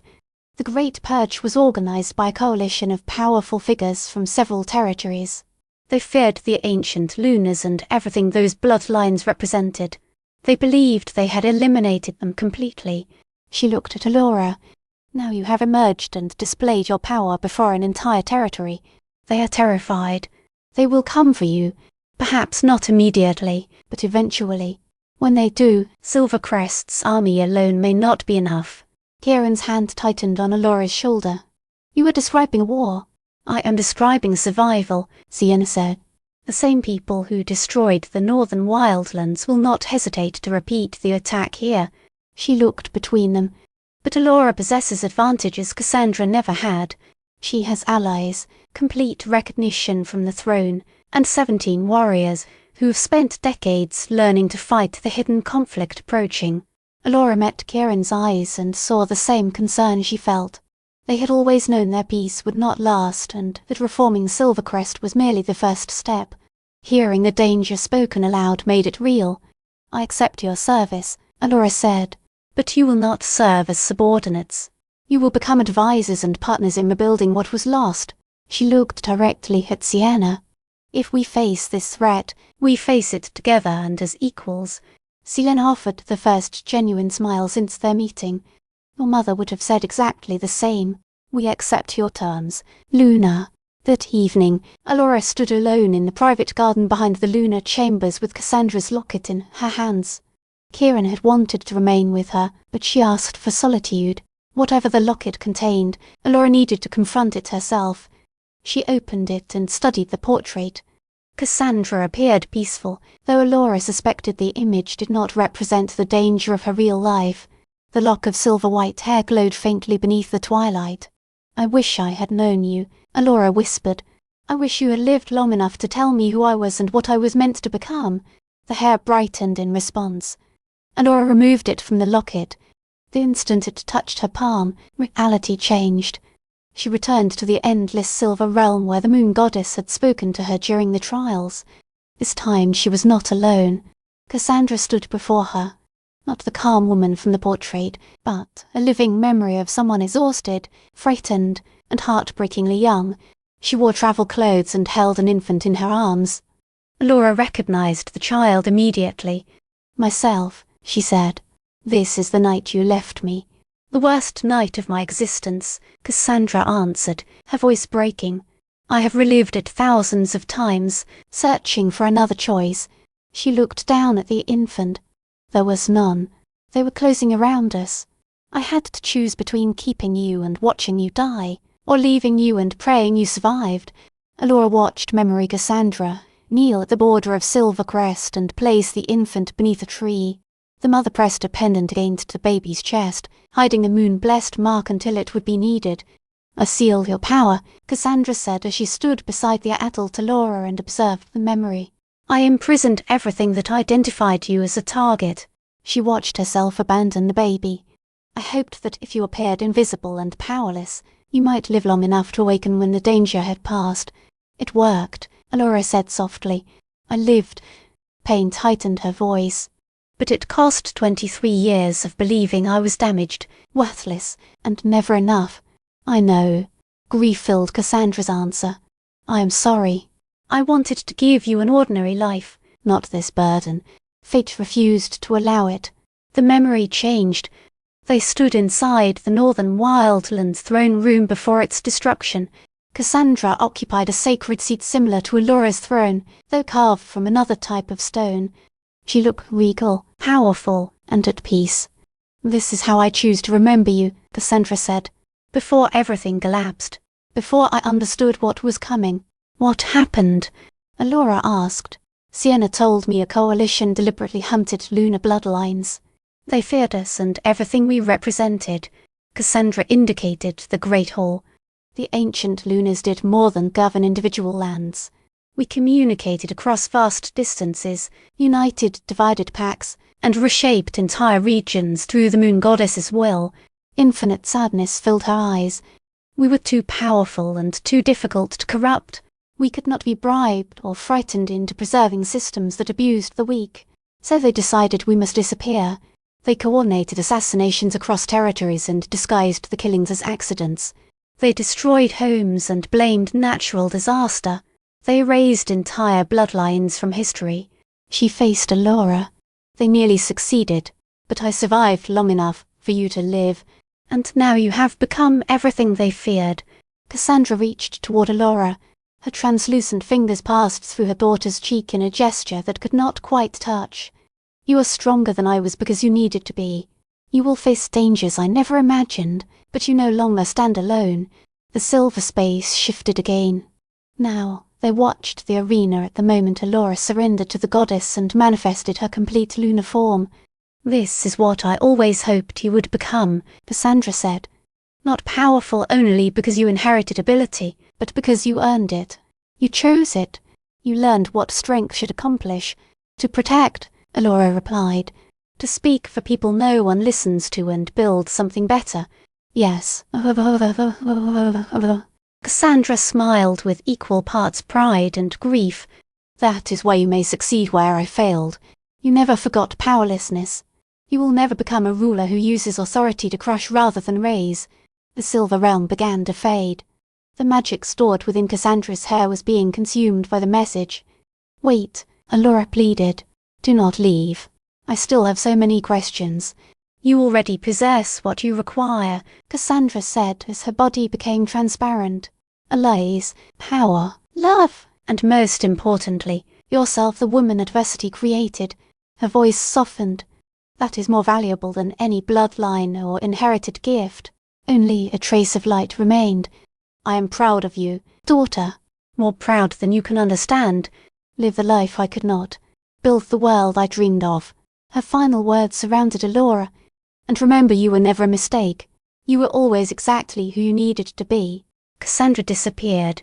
Alora returned to the garden with tears streaming down her face. The moon-blessed hair had disintegrated. Its magic was exhausted after delivering one final message from a mother who loved her enough to let her go. Alora held the locket to her chest and wept. She grieved the mother she never knew, the child necessity had stolen, and the woman she might have become in a gentler world. She also cried for the woman she had actually become, a Luna who survived the impossible and rose stronger. Alora sensed Heiress approaching before she heard him. He came from the chambers and wrapped his arms around her from behind without speaking. He simply held her while she cried. "She loved me," Alora finally said, a voice raw. "Even though she left me, she loved me enough to sacrifice everything." "I know," Kieran murmured against her hair. "Love like that leaves evidence. You carried it even when you did not know where it came from." They stood beneath the emerging stars, holding one another against the combined weight of the past and future. Tomorrow they would need to integrate the Northern Wildlands survivors, prepare for the coalition, and continue rebuilding Silvercrest. That night, Alora allowed herself to be held, seen, and loved by someone who chose her because he wanted her rather than because prophecy required it. "Thank you," she whispered, for remaining beside me, "for not fleeing when you discovered how complicated this would become." Kieran turned her to face him and rested both hands gently on her shoulders. "You believe I would run after watching you survive a trial designed to kill you, manifest impossible power, and choose mercy when vengeance was available," oriented his expression. "Alora, you are the most frightening and extraordinary person I have ever met. There is no place I would rather be than here, watching you reshape the world." He smiled. "Even when neither of us knows what we are doing. Especially then. You are not bound by precedent. You are creating something new, and it remains beautiful even when it is chaotic." His thumb removed a tear from her cheek. "I promise to stand beside you. I do not break promises." Alora rose onto her toes and kissed him. The kiss was gentle and grateful, carrying everything she could not translate into words. When they separated, she rested her forehead against his. "A war is coming. The coalition responsible for my mother's death will eventually come for me. Let them—" Steel entered Kieran's warm voice. "They are accustomed to fighting Lunas raised in comfort and power women who never learned how to fight without rules." He smiled faintly. "You survived when you possessed nothing. You understand battles that strength alone cannot win. I almost feel sorry for them. Almost. I admit that I want to watch you frighten them." His expression became serious. "But when they come, we face them together. You are not Cassandra, isolated and hunted. You have allies, power, a territory slowly learning to love you and me for whatever value I provide. You are worth everything," Alora said honestly. They returned to the palace with their hands linked. The road ahead was uncertain and dangerous. Enemies wanted Alora dead. Challengers waited that she could not yet predict. But, for the first time, she would not face them alone. People had chosen to stand with her. She possessed ability she was learning to command and a purpose greater than survival. She had become exactly what the throne saw on the first day, when an exhausted servant sat down without imagining her life was about to change forever. Chapter 10 Epilogue. The Luna Who Rose from Nothing. 6 months later, spring came to Silvercrest with such exuberance that it felt like a celebration. Alora stood on the balcony of the rebuilt council chambers and watched the gardens below burst into colour. Flowers bloomed in impossible abundance. It was more than ordinary seasonal growth. The territory itself seemed to be healing beneath its new leadership, as though the land remembered what it meant to be protected by a true Luna, and had chosen to answer with life. Children played around the fountain below. Once, that courtyard had been reserved exclusively for noble families. Servants had been permitted to cross it only while working, and were expected to disappear as quickly as possible. Now children from the servants' quarters splashed in the same water as the heirs of powerful houses, laughing together without concern for status. The sight seemed natural. 6 months earlier, it would have been unthinkable. Alora had spent those months dismantling barriers that served no purpose except to preserve artificial hierarchies. Progress had been slow, contentious, and exhausting, but every time she saw moments like this, she remembered why the struggle mattered. "You're smiling." Kieran's voice came from behind her. "That is encouraging. You have been far too serious lately." Alora turned toward her mate. The word still sent a quiet thrill through her whenever she thought it. He stood in the doorway wearing training clothes, his dark hair damp from practice, with the surviving Northern Wildlands warriors. The 17 fighters Sienna had brought to Silvercrest had integrated smoothly into Kieran's forces. Their unconventional techniques and strategic knowledge had improved the territory's entire military structure. "I was thinking about how much has changed," Alora said. 6 months ago, I was a servant who accidentally sat on a throne. Now I am watching Silvercrest become something I never truly believed I would live to see." Kieran joined her at the railing and wrapped an arm around her waist with the comfortable intimacy they had developed. "You did more than imagine this," he said. "You built it. Every law that was written, every door that was opened, every person who was finally allowed a voice that happened because of you. Because of us," Alora corrected. "None of it would have happened without you. Margrave, Sienna, and everyone else who chose to stand beside me instead of protecting the old system. That may be true, but you were the catalyst. He kissed her temple. And tomorrow the new school opens. The public education system you fought for may shape your legacy more deeply than any battle ever could. Warmth spread through Alora's chest, unrelated to magic. The school was her most personal reform. It would welcome every child regardless of family, wealth, status, bloodline, or ability to shift. Students would learn reading, mathematics, history, law, critical thought, and leadership. Alora wanted Silvercrest to become a territory where potential mattered more than birth. I'm afraid it will fail, she admitted. What if I was naive to believe education could undo generations of hierarchy? Then you will study what went wrong, change the plan, and try again, Kieran replied. That is what you always do. You do not surrender simply because the work becomes difficult. He turned her gently until they faced each other. But I do not think you are naive. You understand something the former council never did. Authority built on keeping people ignorant and desperate is fragile. Lasting strength comes from raising everyone, not forcing them beneath you. A knock interrupted them. Margrave entered before receiving permission. As usual, the elderly former councilwoman had decided that her age entitled her to ignore unnecessary formality, and Alora had learned not to argue. "Luna, we have visitors," Margrave announced. "A delegation from the Western Territory has arrived and requested an audience." Alora exchanged a look with Kieran. The Western Territory had remained neutral throughout her rise, neither supporting nor condemning her. An official visit might mean an alliance, an assessment of Silvercrest's strength, or an indirect threat. "Receive them in the throne room," Alora said. "We will meet them formally." 20 minutes later, Alora sat upon the sacred lunar throne with Kieran beside her. The ancient stone glowed steadily beneath her, serving as a constant and visible declaration of her legitimacy. Sienna and 3 Northern Wildlands warriors stood at strategic positions around the chamber. Even during peaceful negotiations, they remained prepared for betrayal. 5 wolves entered. Their leader was a woman around 40, with auburn hair touched by grey and intelligent eyes that assessed the entire room in a single sweep. She carried herself with the confidence of someone accustomed to command. "Luna Alora," she said, stopping at a respectful distance. "I am Alpha Cordelia of the Western Territory. I have come with a proposal. I'm listening.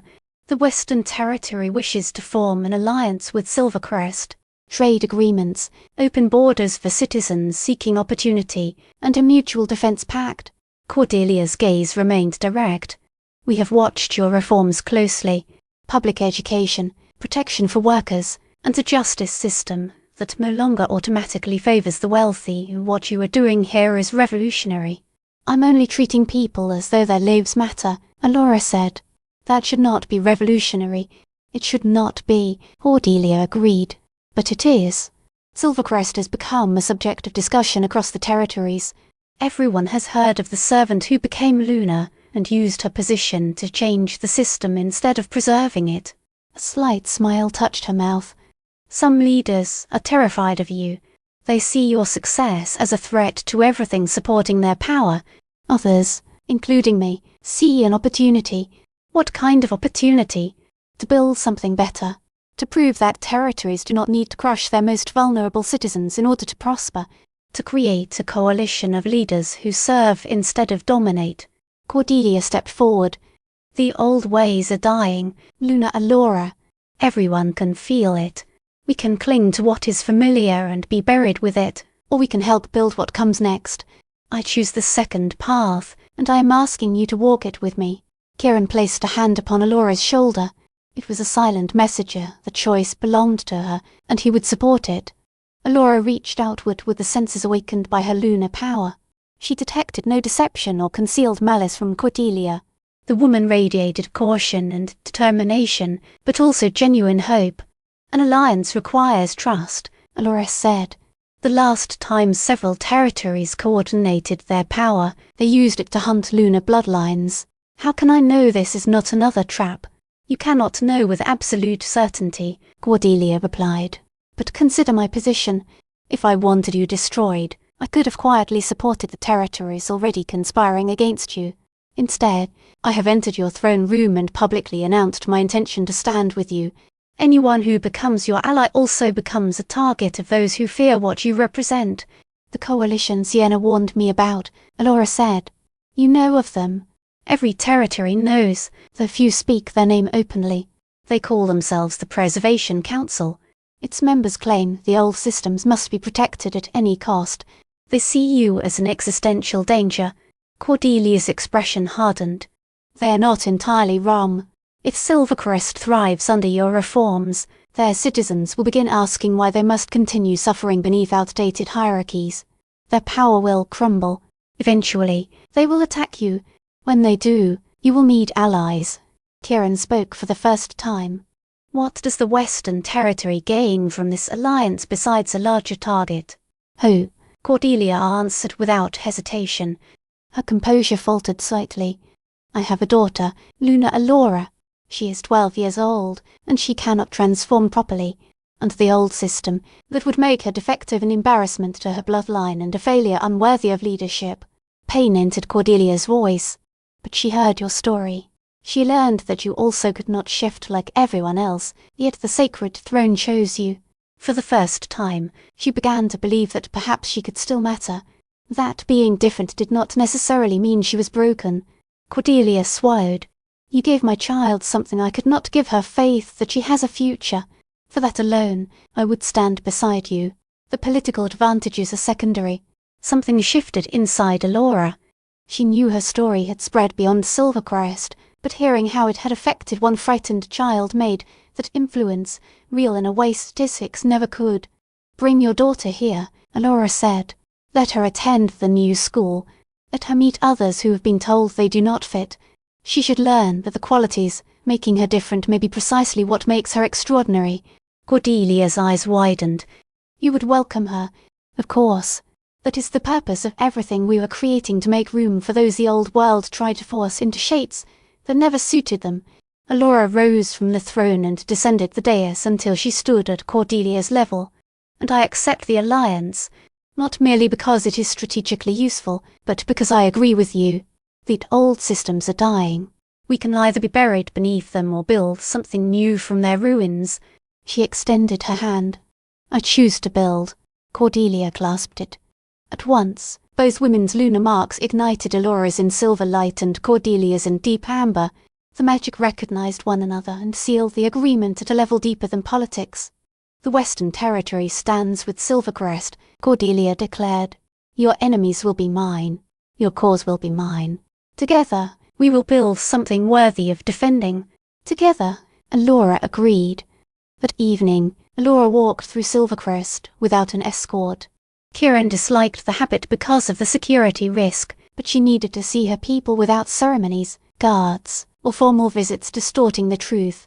She wore plain clothes and muted her lunar aura until she appeared to be an ordinary citizen crossing the market district. Vendors called out their goods. Children raced through the streets. Young adults argued passionately about politics outside a tavern without lowering their voices in fear of punishment. This was what Alora had wanted to a territory where people could live, speak, and exist without constantly fearing those above them. She stopped before the newly repaired school building and ran her fingers along its stone wall. Tomorrow, children of every background would enter those doors as equals. Some would struggle to read, others would struggle with numbers or shifting, yet each would be taught that their potential was more important than their ancestry. Nervous about tomorrow, Alora turned. Priestess Mara emerged from the shadows as though she had always been part of them. The ancient woman had become an irregular but reassuring presence, appearing whenever Alora encountered particularly difficult magic or particularly difficult doubt. Terrified, Alora admitted, "What if education cannot overcome centuries of ingrained hierarchy? Then you fail, learn, adapt, and try again." Mara stood beside her and studied the school. "But you are not wrong. Knowledge is one of the most dangerous weapons against oppression. Those who profit from ignorance will fight you, but the people you educate will become far harder to control. The Preservation Council will see this school as a threat. They already do. You became a threat the moment you survived the trials." Mara's clouded eyes seemed to perceive far more than sight should allow.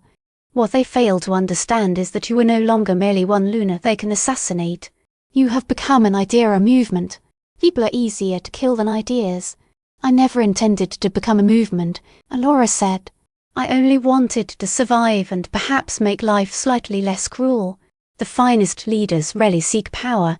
They are pushed into it and continue despite never feeling completely prepared. Mara patted her arm. Your uncertainty is healthy. The moment you stop questioning yourself is the moment you risk becoming the very thing you fought. How do you always know what I need to hear? I am ancient and have watched many Lunas rise and fall. Mara smiled faintly. You are not the first to feel inadequate beneath the burden. You may, however, be one of the few who has retained genuine empathy after gaining power. Why would I be different? Because you remember. You know what it feels like to be invisible, powerless, and repeatedly told that your life has no value, that memory keeps you anchored while wielding power that could easily separate you from ordinary people. Mara turned to face her. Never raise the servant you once were, Alora. The frightened girl who sat on the wrong throne will always be the foundation of the Luna you are becoming. The priestess began dissolving into shadow. Mara, wait. The future is approaching faster than you expect, Mara's fading voice warned. The Preservation Council will not remain patient, but neither will your allies. Trust the connections you have built.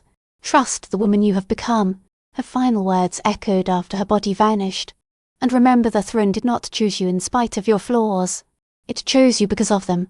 Alora returned to the lunar chambers and found Kieran waiting beside a table covered in maps. His grave expression tightened her stomach. We need to talk, he said. What happened? Scouts reported coordinated movement along the eastern border. Several territories are gathering forces. It is not yet enough for an invasion, but they are clearly testing our defenses and looking for weakness. He handed her a map marked with troop positions. The Preservation Council is moving sooner than we predicted. Alora studied the routes. 6 months of strategic instruction immediately shaped the information into patterns. They believe our new alliance makes us vulnerable, she said. They assume Silvercrest and the Western Territory are spread thin while attempting to coordinate. Are we? No. Cordelia's soldiers are well trained, and combining resources makes both territories stronger. But the Council does not know how thoroughly we have prepared. She traced several roads with one finger. They are thinking in terms of traditional alliances, where every territory protects its own borders and joint decisions take days. Understanding appeared in Kieran's eyes. But you have already integrated training. Northern Wildlands warriors have been instructing our forces.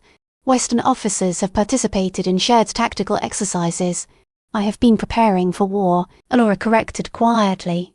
The question was never whether it would come, only when. She placed the map on the table and looked out over the territory she had sworn to protect. They will probably strike before summer, while they still believe our alliance is unstable. Are we ready? Alora considered everything they had accomplished. Laws changed, allies gained, magic mastered, and citizens who had chosen to stand with her despite the danger. She thought of Cassandra's sacrifice, the prophecy beneath the throne, and the servant who had stumbled into destiny without any preparation. No, she answered honestly. We are outnumbered. Their leaders have more resources, more political experience, and generations of military authority. By every traditional measure, we should lose. She turned toward him. But they are repeating the same mistake everyone has made about me. They see what I lack: noble blood, formal upbringing, conventional training, and decide that absence equals weakness. Her voice steadied. They do not see what I have. Our people will fight because they believe in what Silvercrest is becoming, not because someone ordered them to die. They have experienced equality and will not willingly return to oppression. Our allies joined us out of genuine hope rather than political convenience. She took Kieran's hands. And I have survived impossible odds my entire life. Kieran pulled her against his chest. When the war begins, promise me you will be careful. Promise you will not destroy yourself trying to protect everyone. I cannot promise that, Alora said against him. I am Luna. Protecting this territory may require me to place myself in danger. Then promise you will come back. His voice cracked. When the fighting ends, promise you will still be here. I cannot do this without you." Alora leaned back until she could meet his eyes. "You could. You are stronger than you believe. But you will not need to, because I am not finished." She kissed him softly. "The prophecy said I would either restore what was lost or watch the territories fall into shadow. I choose restoration, and that requires surviving long enough to build what follows." "What does follow?" Kieran asked. "Assuming we survive." Alora thought of the school opening the next morning, of Cordelia's daughter discovering hope, and of children playing in a garden once closed to them. "Everything," she said. "We rebuild the northern wildlands. We invite more territories into an alliance built on mutual support instead of mutual fear. We prove power does not have to corrupt and that leadership can serve instead of dominate." She smiled. "We change the entire structure of territorial society. Nothing too ambitious." Kieran laughed, genuine and unguarded. "Nothing ambitious at all. Merely revolutionizing civilization while fighting a war against people determined to kill us." "It sounds dramatic when you describe it that way." "It is dramatic. You are dramatic. Our entire existence has become absurdly dramatic."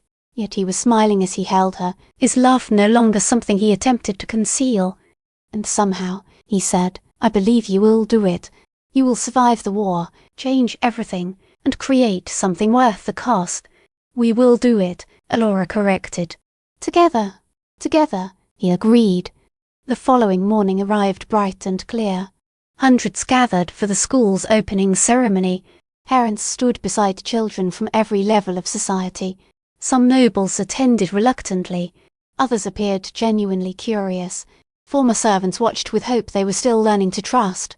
Alora stood upon a platform before the entrance, her voice carried by magic throughout the courtyard. "6 months ago, I was a servant," she began. "I cleaned these halls, served noble families, and existed as invisible support for lives considered more valuable than mine." She allowed the crowd to absorb the truth. "Today, I am Luna. More importantly, I stand before you to say that every child deserves an opportunity to learn and become extraordinary regardless of family status, bloodline, wealth, or whether they can transform in the way tradition expects." She gestured toward the school. "This building is more than a place of lessons. It is a promise. In Silvercrest, potential will matter more than birth. Knowledge will be available to all instead of being guarded by the few. Our success will no longer be measured by how effectively we preserve hierarchy, but by how many people we help rise." Among the crowd, Alora saw Thomas, the mine worker who had petitioned her for safer conditions. His children stood beside him in clean clothes, staring at the school in wonder. She saw Cordelia with her 12-year-old daughter.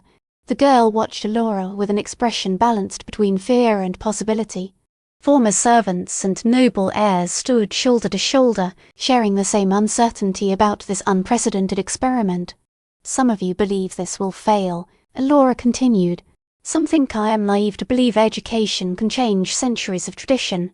Perhaps you are right, but I would rather attempt something worthy and fail than preserve a system that succeeds only by crushing people." She stepped down from the platform and approached the first students waiting at the door.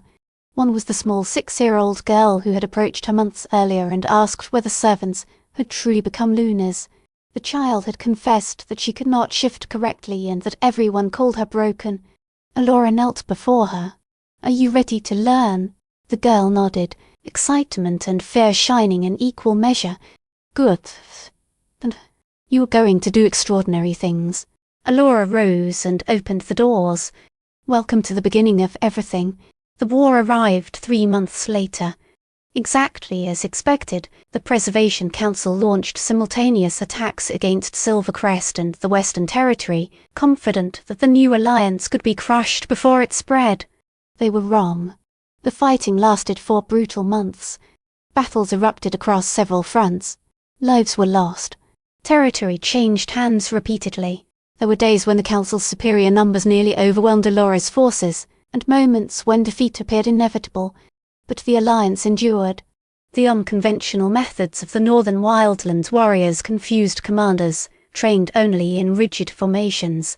Silvercrest's newly in power, citizens fought with the desperation of people defending something they had never possessed before: genuine hope.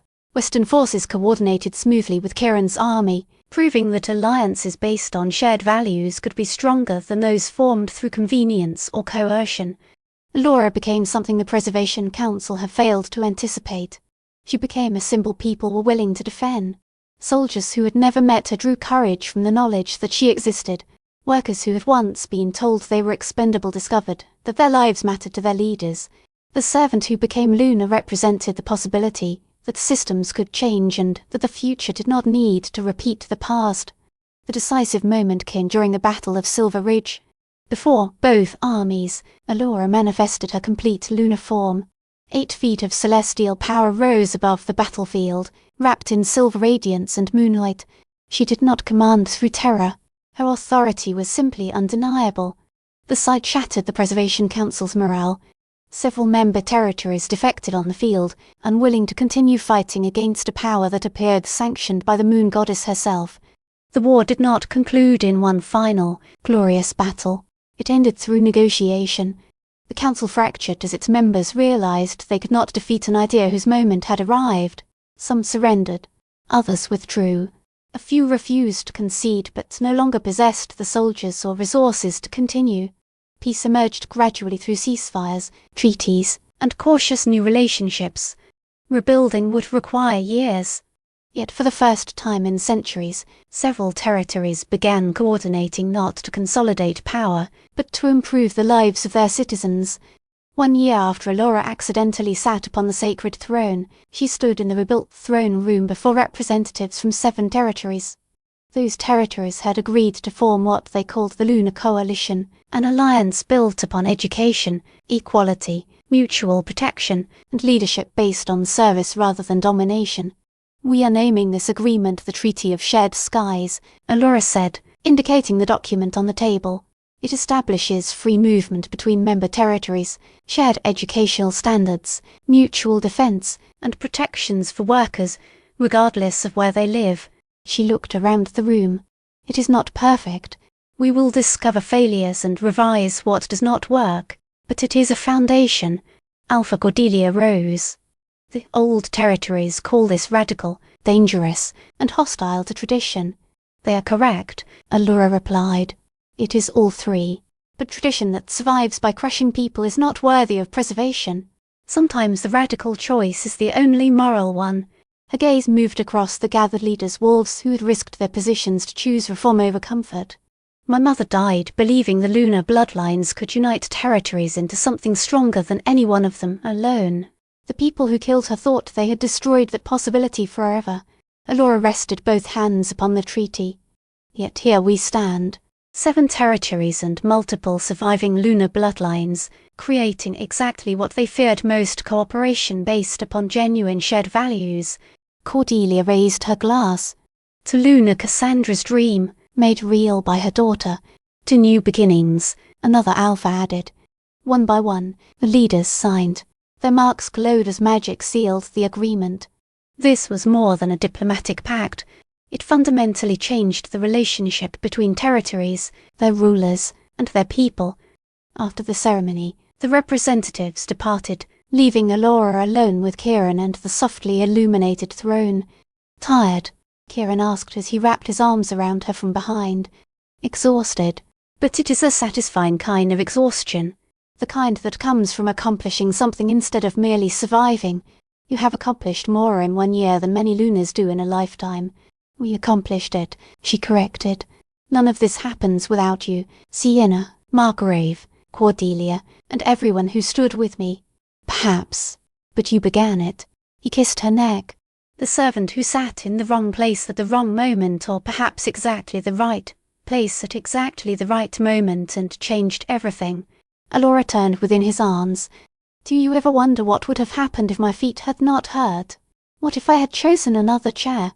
Every day," Kieran admitted, "and every day I am grateful you sat there.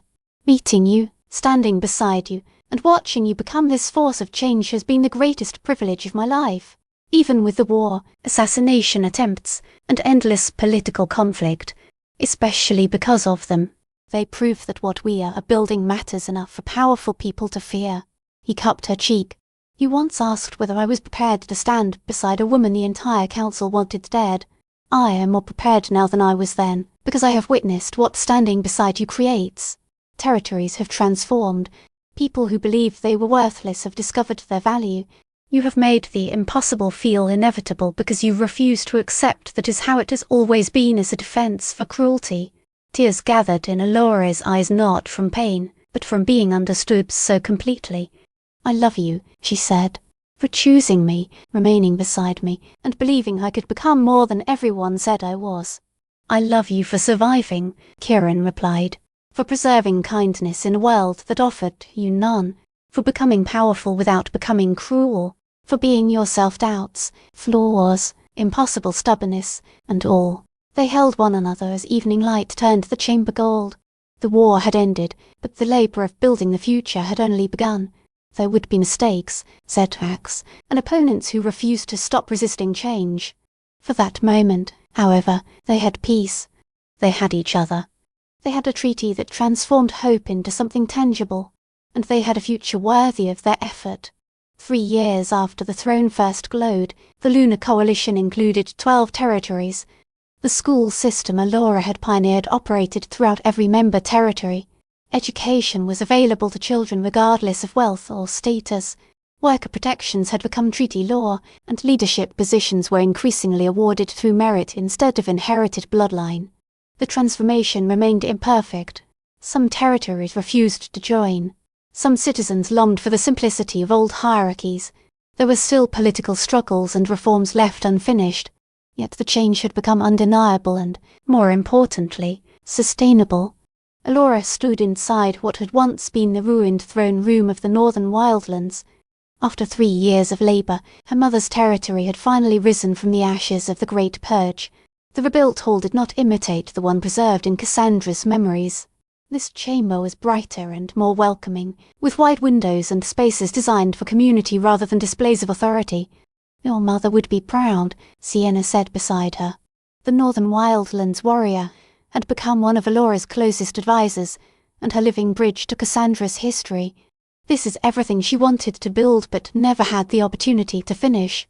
I wish she could see it, Alora said. I wish she knew her sacrifice was not wasted. She knows. The moon goddess carries our stories beyond death. Cassandra sees what you have created. They walked through the restored territory. Survivors of the purge had returned to rebuild their ancestral home. Newcomers had also arrived, drawn by the chance to begin again in a place without established hierarchies. The first Northern Wildlands Council election is next month, Alora said. Anyone meeting the necessary qualifications may stand. No inherited seats, bloodline restrictions, or wealth requirements. Only competence and a sincere willingness to serve. That will be chaotic, Sienna observed. Fascinating, but chaotic, probably. It will still be better than inheriting power regardless of ability. Alora smiled. Besides, I have learned to appreciate chaos. It is often where the best changes begin. They entered the new throne chamber. At its centre stood a second lunar throne, not a replacement for Silvercrest's sacred seat, but its sister. It had been carved from the hut-wood of an ancient tree that survived the territory's destruction. Mara had infused the wood with moon magic. Instead of representing uninterrupted tradition, it symbolized rebirth. Will you sit? Sienna asked. We should discover whether it recognizes you. Alora approached cautiously. The wooden throne felt alive and warm, entirely unlike Silvercrest's cool stone. She lowered herself into it, half expecting silence. Silver gold light erupted through the chamber. Its energy differed from Silvercrest's silver radiance. It belonged uniquely to this land and its history, yet its meaning was unmistakable. Recognition. Acceptance. The throne acknowledged Alora's lunar of both Silvercrest and the northern wildlands. 2 territories, 2 sacred seats, 1 woman connecting them. Well, Sienna said, while softening her voice, that has never happened before. 2 thrones recognizing the same lunar. I am becoming tired of making history, Alora said, though she was smiling. Could I govern peacefully for a while? Unlikely. You are far too interesting for peaceful governance. A messenger interrupted them. Luna Alora, Alpha Kiran sent word. An ambassador from the Far Eastern Territories has arrived. They wish to discuss membership in the coalition. Alora and Sienna exchanged a glance. The Far Eastern Territories were distant, influential, and traditionally isolationist. Their membership would lend the coalition a legitimacy no other alliance could provide. "I'll return to Silvercrest immediately," Alora said. "Continue supervising reconstruction here. I trust your judgment completely." "As you command, my Luna." Sienna smiled at Alora's expression. "Although you still dislike hearing that title." "I dislike the formality. I am still becoming accustomed to the title itself, even after 3 years." "Good. The day it no longer feels strange will be the day you risk forgetting who you were. The servant who sat upon the wrong throne is what makes you the right Luna." The meeting with the Far Eastern ambassador took place in Silvercrest's throne room. Alora sat with Kiran beside her. The ancient throne glowed steadily, presenting an image of unified leadership. The ambassador, Hiroshi, was an older man with the stillness of someone who had watched empires rise and collapse. He studied Alora before speaking. "The Far Eastern Territories do not enter alliances lightly," he said. "We value our independence." "As you should," Alora replied. "Membership in the coalition does not require surrendering sovereignty. It requires cooperation where our interests and principles overlap. And what are those principles?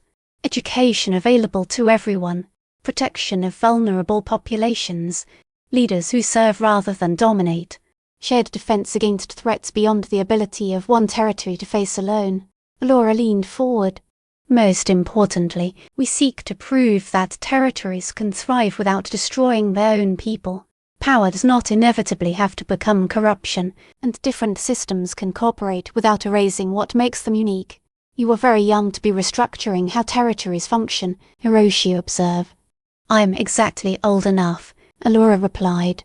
"I remember being powerless inside a system that did not care whether I survived.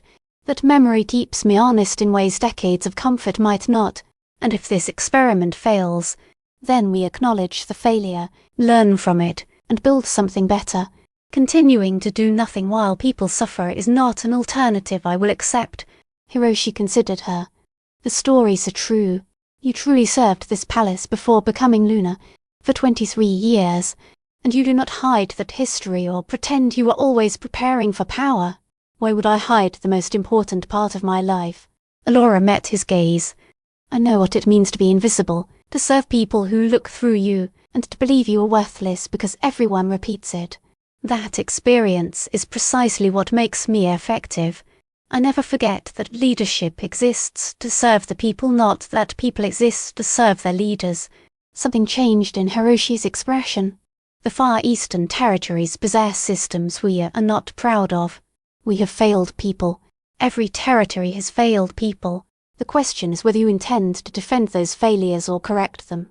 Correction would require admitting we were wrong. Proud leaders find that difficult. Everyone finds it difficult. It remains necessary. Territories clinging to broken traditions are dying. Perhaps slowly, but inevitably. The world is changing regardless of whether they consent." Hiroshi looked toward Kiran. "And you support this? You are comfortable with a Luna who questions every structure beneath your authority." "I support her because she questions them," Kiran answered. "The old systems were broken. She is creating something better. Why would I oppose that?" Silence followed. Then Hiroshi stood and bowed deeply, a rare gesture of respect. "The Far Eastern Territories will join the coalition. Not because we are certain your work will succeed, but because the effort is worth the risk and because you have reminded us that leadership should mean service." We had forgotten. After he left to formalize the decision with his council, Alora sank back against the throne. 13 territories, she murmured. "The coalition is becoming enormous. You are building an empire," Kiran said. "A network. Empires are based on domination. This is cooperation. An important distinction." Alora smiled.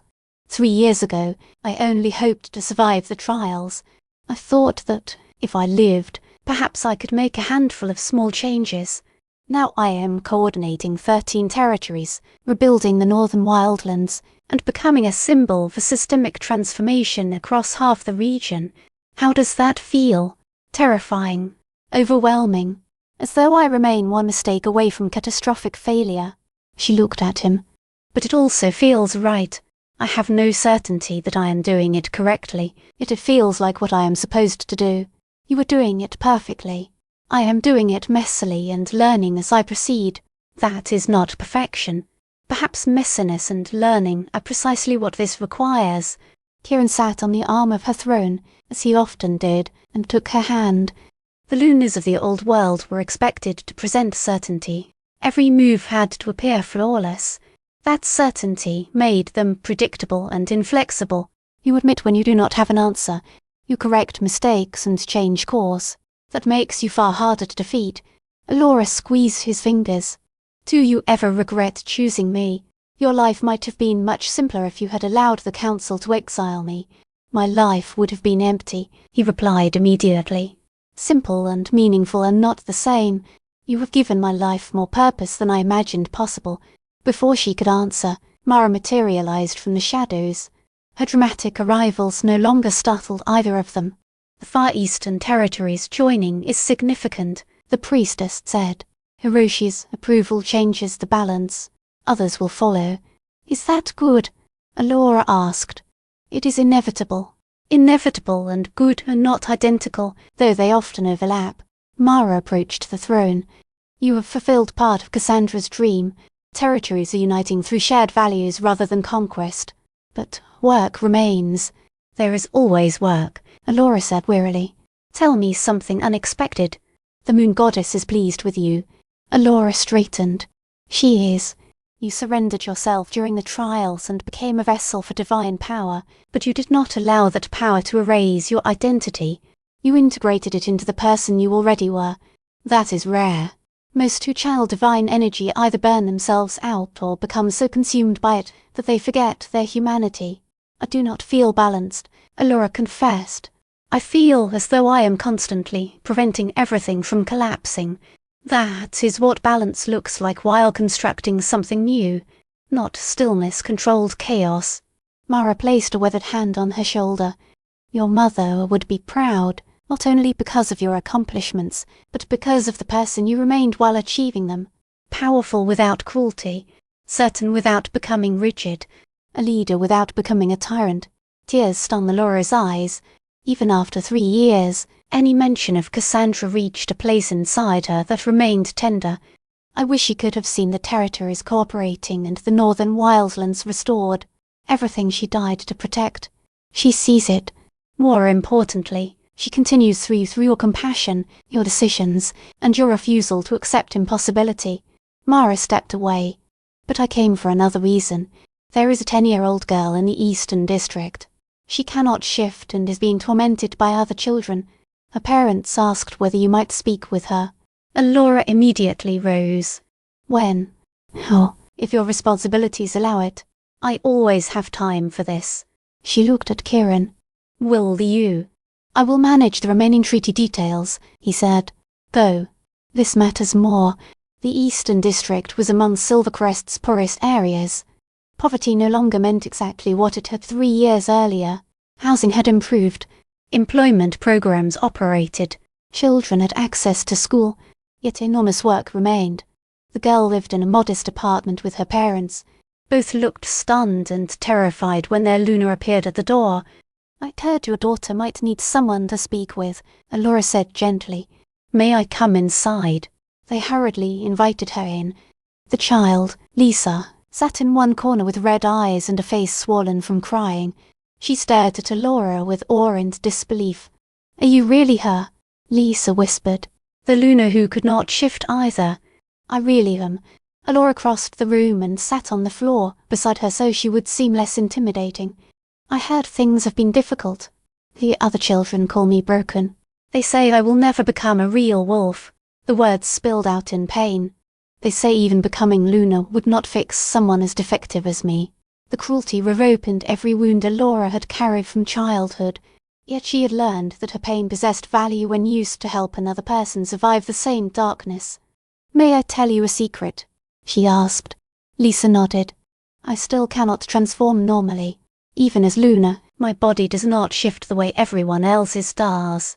The child's eyes widened. Really? Really? I can manifest my lunar form, the celestial warrior you may have heard about, but an ordinary wolf transformation still does not work for me. Alora smiled softly. And I learned something. Being different and being broken are not the same. You and I are not failing to become normal wolves. We are succeeding at becoming something else, something the world may not understand well enough to name yet. But everyone said I was worthless. They said a servant could never be Luna. Everyone was wrong about me, and they are wrong about you. What if I never discover what I am supposed to be? Then we discover it together with other people like us. Alora took Lisa's hand. You are not alone. Dozens of young wolves in this territory cannot shift in the expected way. I'm creating a program specifically for them, training that develops their actual abilities instead of forcing them into a pattern that does not fit. Hope appeared in Lisa's expression. You would really do that? Of course. I remember believing I was alone and that something fundamental was wrong with me. I promised that, if I ever gained power, I would use it to prevent others from feeling that way.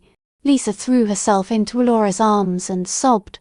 Alora held her while years of fear and humiliation poured out. The girl's parents watched with tears in their eyes, grateful that someone finally understood their child. When Lisa pulled away, her face remained blotchy but no longer carried the same hopelessness. Thank you, she whispered. Thank you for allowing me to help. Alora waited until Lisa met her gaze. The next time someone tells you that you are broken, remember this: the sacred Luna throne, the most powerful artifact in Silvercrest, looked at me, a servant who could not shift, and chose me instead of noble daughters with perfect bloodlines. My difference was not a disqualification. It made me exactly right for what the world needed. Do you think I am right for something too? I know you are. We simply have not discovered what yet, and we will discover it together. As Alora walked back toward the palace, she sensed Mara beside her, invisible to everyone else. That is why you will succeed where others failed, the priestess whispered. You never forget the small moments or the individual person who needs to know she matters. Visiting one girl does not solve a systemic problem, Alora said. It is not strategy. It changes the entire world for that girl. She will remember. When she grows older and gains influence of her own, she will remember the Luna who saw her pain and cared. Mara's voice softened. That is how movements are truly built, not only through treaties and grand reforms, but through thousands of small moments of genuine connection. Alora thought of Thomas and his children attending school. She thought of Cordelia's daughter finding hope in her life, and of Lisa discovering that she was not alone. Perhaps the revolution was not solely contained in laws, alliances, or battles. Perhaps it also lived in the quiet instant when someone invisible was finally seen. 5 years after the throne first glowed, the Lunar Coalition included 19 territories. Its schools had educated thousands of children who would once have been denied the opportunity. Worker protections had sharply reduced injuries and deaths. 3 additional lunar bloodlines had emerged, women dismissed as unsuitable leaders until ancient thrones recognized them anyway. At 31, Alora stood before representatives gathered inside a great hall built specifically for coalition meetings. She was no longer the terrified servant who had stumbled upon a destiny she did not understand, but she had kept that girl alive within herself. 5 years ago, Alora began, her voice filling the hall. I sat upon a throne by accident. I was exhausted, my feet were injured, and I made one impulsive decision that transformed my life. She surveyed the leaders before her. Today, we are not celebrating that accident. We are celebrating every deliberate choice that followed. Each territory represented here chose reform over comfort. Each chose to attempt something better even when failure appeared more likely than success. She gestured toward them. Those decisions matter more than any prophecy or divine recognition. We built this coalition through shared labor, collective will, and stubborn hope. Alpha Cordelia rose. Luna Alora, on behalf of the Western Territory, I formally recognize 5 years of unprecedented cooperation and growth. Under your leadership, territories have achieved what once seemed impossible. We work together not because fear or necessity forces us, but because we genuinely share the same values. Other leaders followed. Hiroshi described changes within the Far Eastern territories. Newer members spoke of improved lives among their citizens. The three newly recognized Lunars thanked Alora for proving that leadership did not need to resemble tradition. After the formal gathering ended, Kieran found Alora on a balcony overlooking the city. 5 years, he said, wrapping his arms around her from behind. From servant to a symbol of systemic transformation. How does it feel? As though I am still learning, Alora admitted, resting against him. Whenever I believe we have solved one problem, 3 others appear. The difference is that now we have institutions capable of addressing them, systems, trained people, and networks that do not depend entirely on me. You created something sustainable, Kieran said. That may be the greatest achievement. You did not merely create change. You made it capable of surviving you. Alora turned in his arms. Speaking of things that may survive, despite 5 years of partnership, sudden nervousness tightened her voice. How would you feel about starting a family? Kieran's eyes widened. You want children. I want our children. I want to raise them in the world we built and teach them that difference can be strength and leadership should mean service. She smiled. Also, imagine how fiercely children with a Luna for a mother would rebel. The chaos would be extraordinary. Kieran laughed and pulled her closer. There would be absolute terrors, and I would adore every moment. Then his expression became serious. Are you certain? Children would make you vulnerable in ways you have never been. Our enemies could use them against you. Our enemies could use anything against me. That has always been true. Alora touched his face. I refuse to let fear of what might happen prevent me from living. We have built more than a better political system. I want us to build a life as well. Have we not earned that? We have earned everything, Kieran said softly. Yes, let us have children. Let us show them the world their mother created from nothing, and raise them to be as stubborn and revolutionary as you, and as honourable as you, Alora added. Balance. They remained on the balcony as the sun set over the coalition they had built, imagining a future that extended beyond treaties and reform into something deeply personal. 5 years earlier, Alora had fought merely to survive one day at a time. Now she planned for generations. The path from servant to Luna had been both brutal and beautiful. She had lost anonymity, simplicity, and every illusion she once possessed about the world. In return, she found purpose, love, and the certainty that she stood exactly where she belonged. The throne had not made a mistake when it awakened beneath her. It had recognized what everyone else failed to see. The girl who survived a lifetime of invisibility was exactly the woman the world needed to notice. And Alora was only beginning.